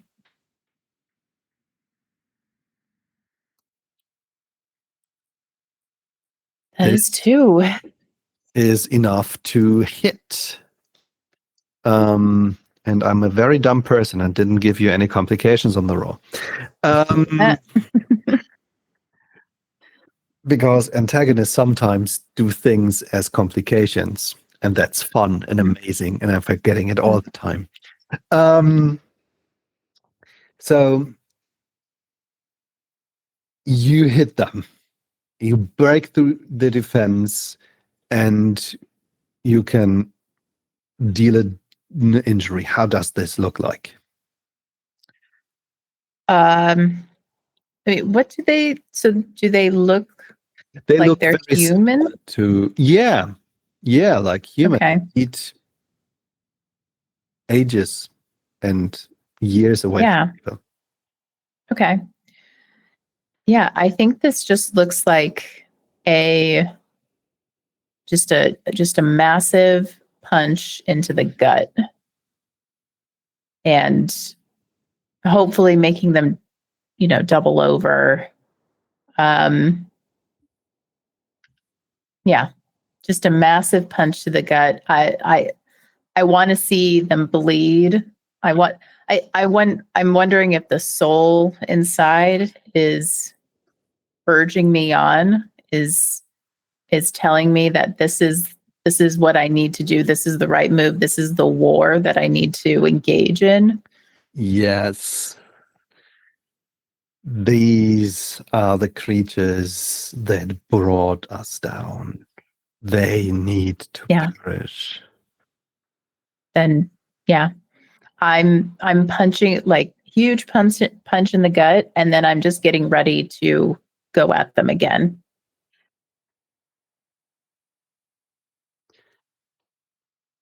Awesome. Okay. We're gonna come back to you in a second. Does have Steve a plan of action? Well, since I just understood the difference between hold and bleed, which I obviously knew beforehand anyway, it is so close. But I think I will support my friend's agonizing endeavor here, and I think if I read the spell now correctly, or once more again, emotional legacy, I want to install fear into my target, which is now the guys attacking us, or is that possible? Just making sure, because I feel like you could target one of the 3 Epoch Hungries. And they either, or this individual would either try to instill fear on one of the other 2, or you know what? had to Not deal fear, with complication. but love. But love. Okay, they would have. They would need to instill love in one of the others, and if they don't, Go on. they suffer from complication on all their actions for not behaving accordingly.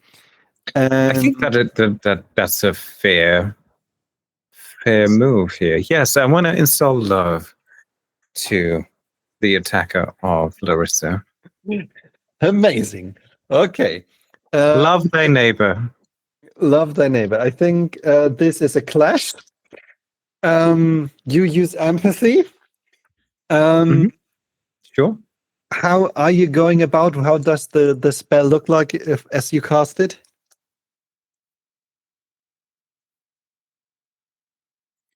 I think it's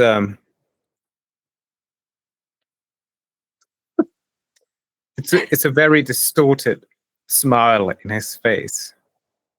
The attempt of somebody trying to smile who forgot how to smile.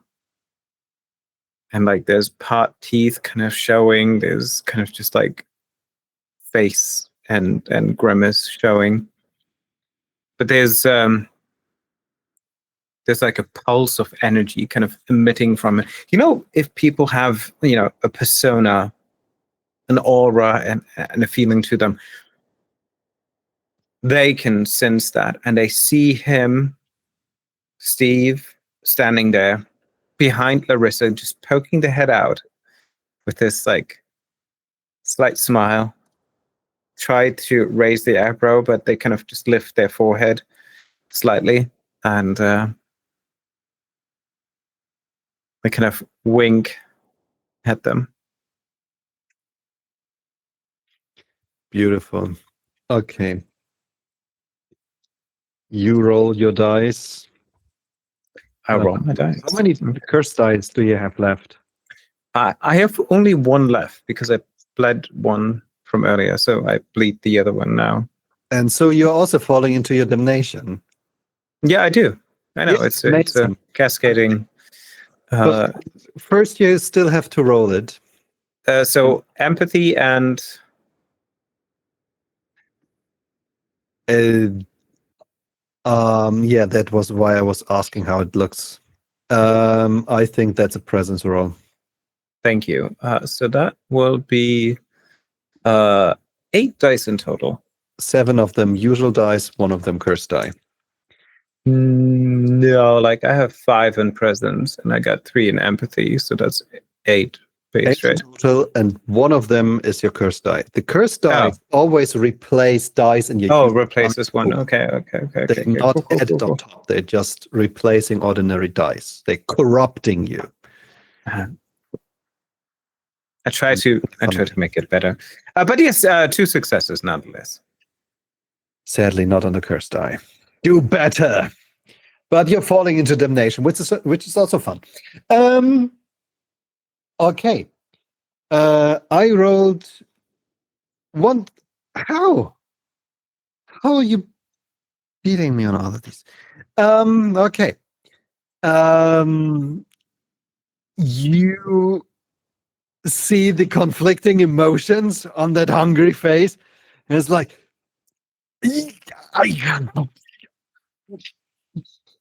and getting sucker punched by Larissa just for being distracted. And yeah, things are getting spicy. So I was on the sides talking or informing my crew that we have crossed the 4-hour mark. I need to come to a finishing point. So I'll give each of you one last action after the hungry acted, and please think on a larger scale of what you want to do. And if you are in your damnation, please act accordingly. And in the end, I will ask you. I'm just kidding. Okay. And in the end, I will ask you about the epilogue. So, what's happening now? One of them is dazed and in this deep soul connection with life, feeling the same hunger from the person they have been waiting for so long. I'm here. You're here. That's amazing. And I've been the best. I've been looking for so long. So maybe an action worked into an epilogue if you're fine with it. Just because I'm in a damnation at the same time. I walk toward them, my hands on their shoulders as they're still in this dazed state. But maybe back in my mind, I do know, I've been searching for my family all along. They're here. I still feel asterisks with my family behind me. So I will try in my damnation to just walk away with my followers, per se, in one last kind of spark of cursed humanity, if that makes any sense. This sounds awesome. We will see if the rest of your crew will let you go. But this is a very strong move.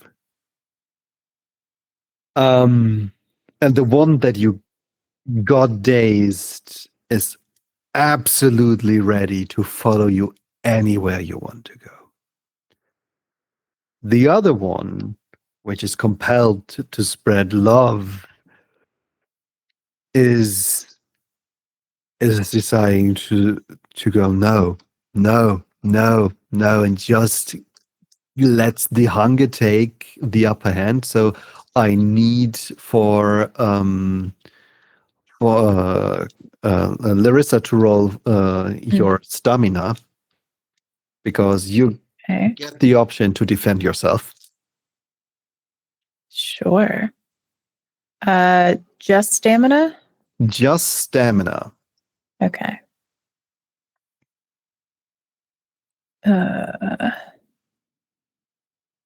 So that is 2 Not and your then 1 greatest. curse die.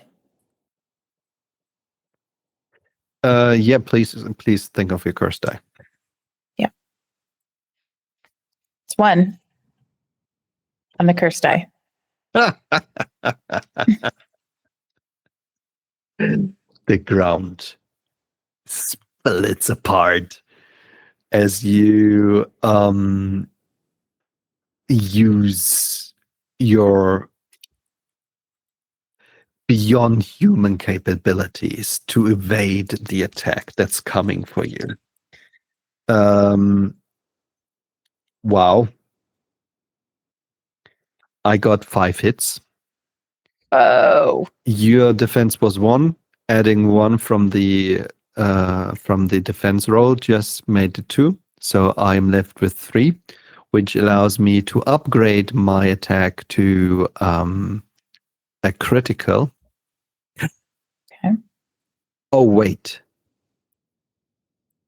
Can I crit against you? There was one of you who can't be critted. Who can't be critted? I do not recall seeing that in my. I don't My think I sheet. recall either. Oh,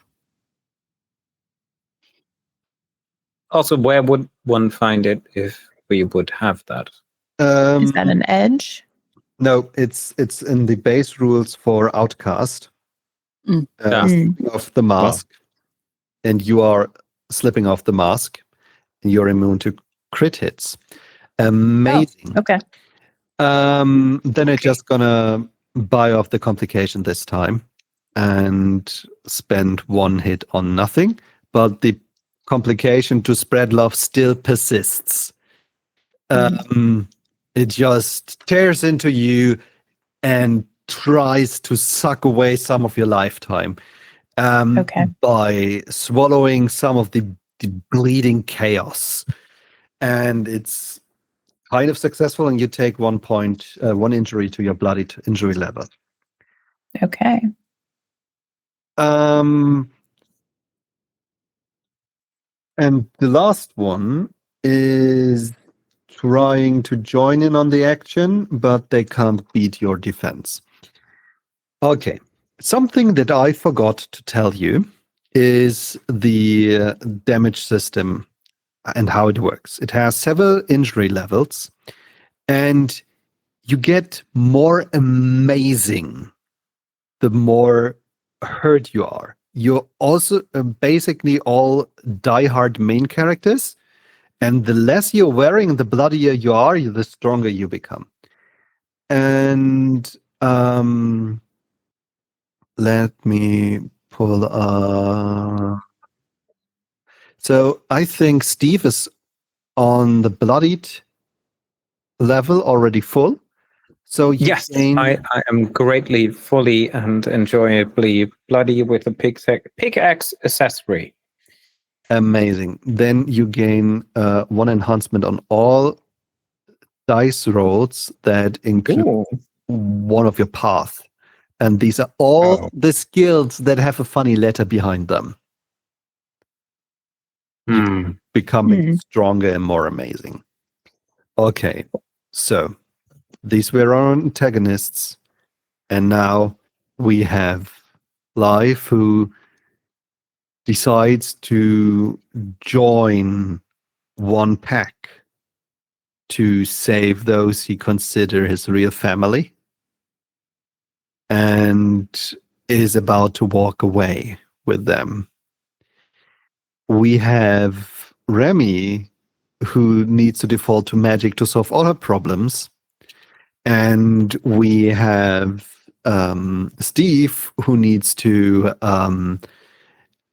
spread the emotion of whatever he chooses, but very aggressively. And then we have Larissa, who feels voices giving her commands and is the only sane person left. So, who wants to take the floor first?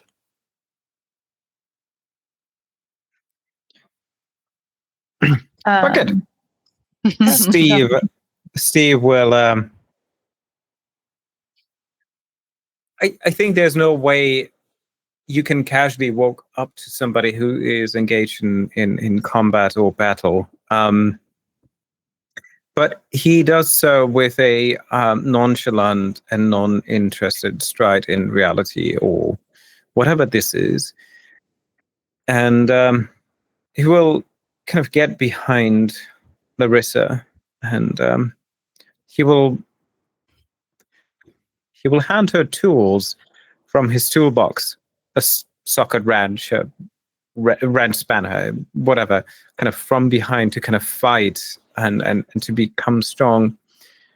And there's the perpetual but like consistent voice of him behind you, Larissa, that says, I know you're more than strong. You're the one who takes us out of this.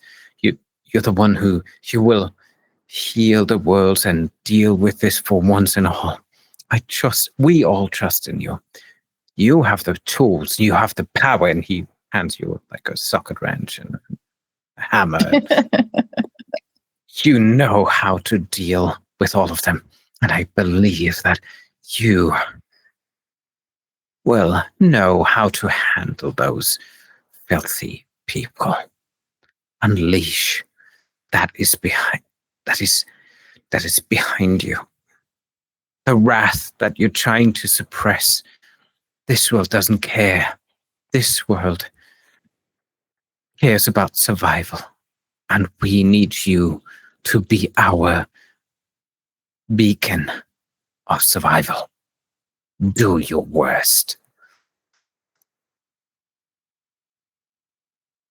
Okay. And yeah, he's supplying her with literally 2 screwdrivers, anything he can find.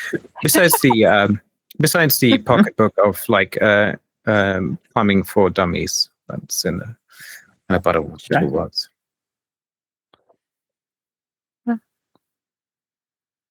Who wants to go next? I think I clock Leaf turning away from us, and I whilst my body, I know the risks of using the entangling with my curse, but it's addictive at the same time. It's euphoric, really, and it's this power that's flowing in me and through me, and this almost this entanglement, the weave of curse is almost visible around me as I succumb to it, essentially. But at the same time, I'm seeing him, and it infuriates me that we've just had a conversation around family and real chosen family, and he's choosing these strangers over us that he's just met. You've only known them for 2 seconds, and I should think we need to get out of here. And then I see Steve infusing, kind of arming Larissa. So I'm kind of torn between using this power to shut this place down and close off so we can leave, but can we leave Leaf at the same time? So sometimes you need to make compromises. You can save Wow. everyone. Sacrifices. Like, I've already lost one family. I'm not losing another one. Is what's kind of going through my head. So I'm kind of I think I'm screaming this at him like, what family are you choosing? These strangers. This is exactly what I just said. You know, you've just met these people. You don't. And I think I'm gonna put my all into this ritual that to close this place down. I think that's my Like a permanent seal, worry. right? Yeah. Okay. To close this down so we can do what we said we'll do and get, grab and get the fuck out kind of thing. To save life from walking away altogether, you need to be fast. Mhm. And Is it worth the effort then? you Could just abandon him. be fast. I can be fast, yeah. So You- I'm gonna use time warp on Mhm. myself, I guess, because Mhm. Larissa and Steve are distracted. You use time warp on yourself. You accelerate yourself. You become faster. But are you fast enough? I doubt it. You have already crossed the threshold. There's nothing left. You can accelerate yourself even more and even further. And as you said, it's an exhilarating feeling. If you stopping yourself, if you loosen the brakes, there's nothing that you can't do except for stopping whatever you're doing. And it's burning. It's burning so much. It's burning so brightly as you create the seal that you will slam on that door as soon as you move through. You're a blazing star.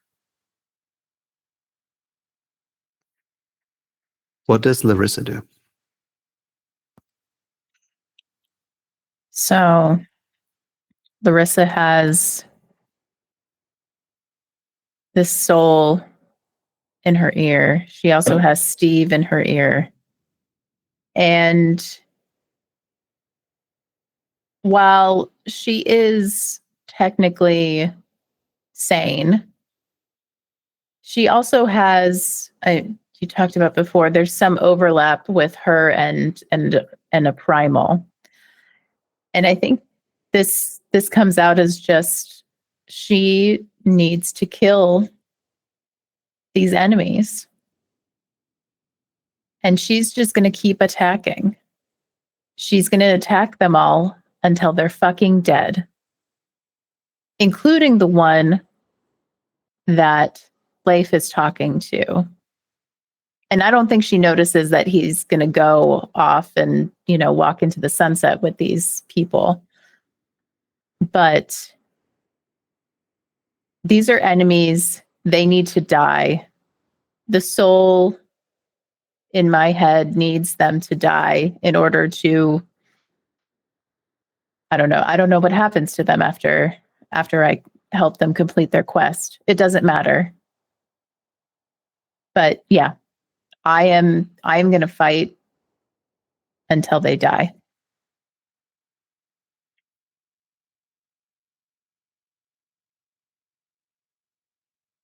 So,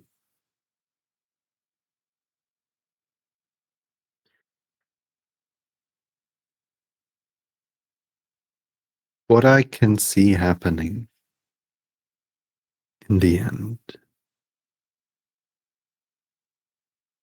is a tower breaking apart. And the city of brick and smoke is now richer of one ruin.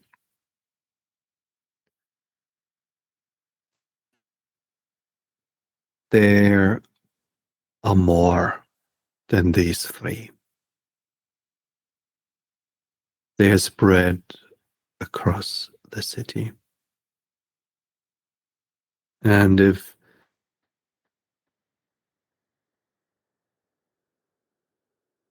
life wants to distract them away from his friends, he can do so.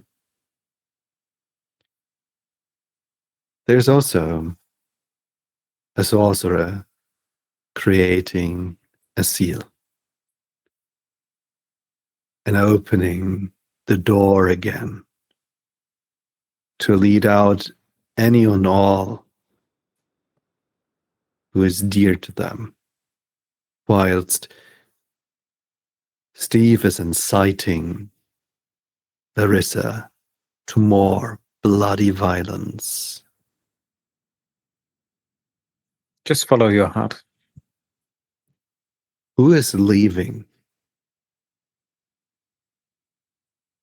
Who makes it back? I'm not leaving.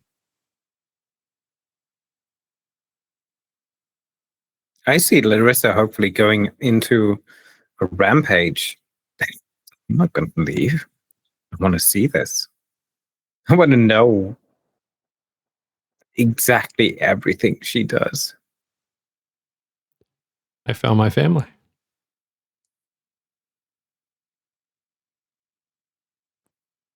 I still think I can't see myself leaving because they're staying.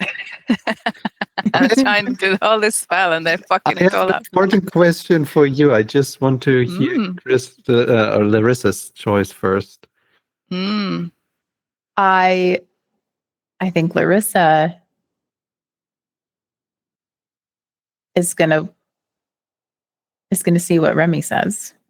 If Remy calls to her and tells her that it's done and we need to go, given that, I'm still technically sane, I would probably go with Remy. So the thing is, there's only one person Remy entered this place with. That's Larissa. The sorcerer is only aware of one friend. She never met a Steve. She has no idea how life is who life is supposed to be.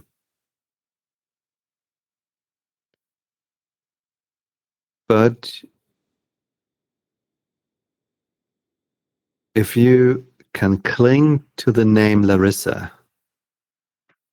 you can take your friend out of fear.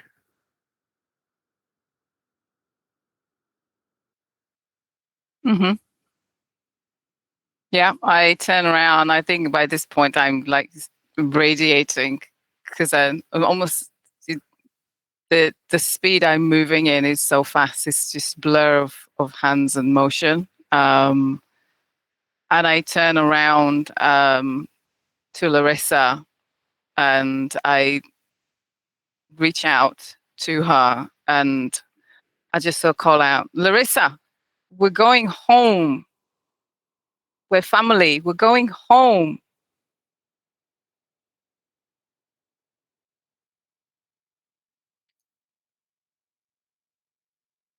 And I think that will break me out of whatever rage I've caught myself up in. I think I briefly asked the soul. Not ask. I tell it, okay, that should be enough now. And I'll turn and go to Remy.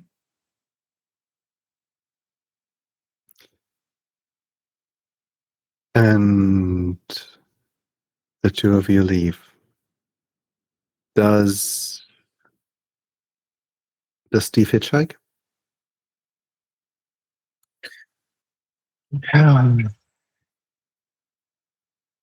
He's kind of content with,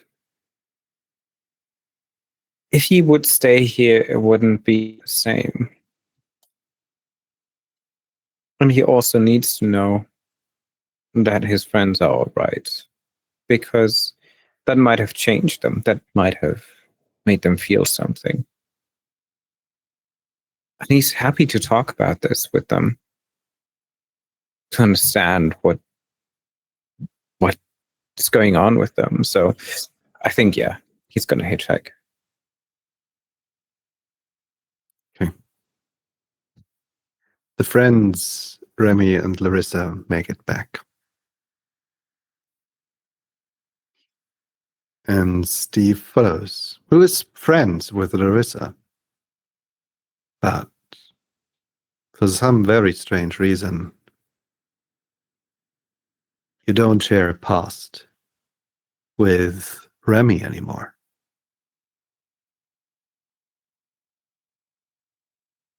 Me? Yes. She's an entirely stranger to you. So we come out in the basement and I look at her completely. Yeah. It's the same the other way around. And at least two of you might think of what happens to life as he is exploring this fascinating other place and meeting people who have drained almost all the years that exist there. But maybe one or two are still left to give you nourishment. At least the other will understand your pain. Larissa and Steve will remember you, and you will remember them. But the name Remy is nothing to you, as Remy can't think of a person called Life anymore. And I think that's the end for tonight. The gate is closed. The job is done. And for some of you, all who met it made it back. So I say thank you to my lovely, lovely players to play this game of Curseborne with me. Thank you, Tom. It was really fun. And Really enjoyed that. yes, Thank thank you. you. Thank you very That's much. great. Yay. Okay. Before we leave, let's have a quick round of who we are again and what we do, and then we will wave ourselves goodbye. Okay. I think we're gonna start in the already established order and begin with Inbal. Who are you? Where to find you? Is there anything you want to? Yeah, so like I said at the beginning, so you can find some of my writing and some of the artworks that myself and Connor have done on rpgoops.com. Also a mod, which I didn't mention earlier, on the Illusion Horror Con, so I'm lurking around there with the guys. And that's it. Thank you. And I think the next one was David. Yeah, David, Bitbook Chef, point me around various other corners of the universe, but mostly at Illusion HorrorCon, as the others probably will continue, because we have a con in December 5th to 7th, and GM submissions are open right now, but the link is going to probably be shared by my colleagues in a second. So that's all. I'm all over the place. Find me and join us, and have a good evening, and hopefully enjoyed this fantastic gameplay. Thank you, Tom. Thank you very much. I would love to post the links in the chat, but I can't. I'm not a moderator, and we can't. I think our last person of the evening will have covered this all. Okay. Probably. Smiles. Also, there is the sign up form for the story guides for IllusionCon in the looking for players and looking for groups channel over at the Onyx Path Discord. So if you're there, you can find an easy access over to the convention. Okay, now, Nice. Krista. Hello, I am Crystal. I'm the little scientist in Discord, the Illusion Horror and Con Discord. I am also lurking around there. And yeah, we have the con, which you can find all the information about that on the illusionhorrorcon.events. And those links will be in various places around. And GMs, we want you to sign up for the con. And then players, you will be able to sign up soon, end of the month probably, or a couple weeks after that, into November. And yeah, please come and join us. We'd love to see you around. And it's not just the con. I mean, Discord, we play a bunch of online games as well. Everybody's posting and playing, and it's a whole lot of fun over there. Come and join us. And Ryan. Hi, my name's Ryan. On the Discord, I am Voidberg. I won't spend too much. Yep, December 5th to 7th on the website, posted on Kick, posted on Twitch. All the links are there, and we'll probably stay up for 24 hours, I think the chat history is. And besides that, I usually stream on the Illusion Horror and Con, different systems, different games. If you ever like to jump into a stream, let us know on the Discord. Other than that, thank you for joining tonight. Thank you. Yeah, and then I am left. I'm Tom. Hi. I run games quite often. Hi, Tom. I will be seen more often in the future on the Onyx Path Discord. So I might spew wise words onto screens, and then you can do whatever you want with these words, and I will try to talk for a while, which will be amazing. And then,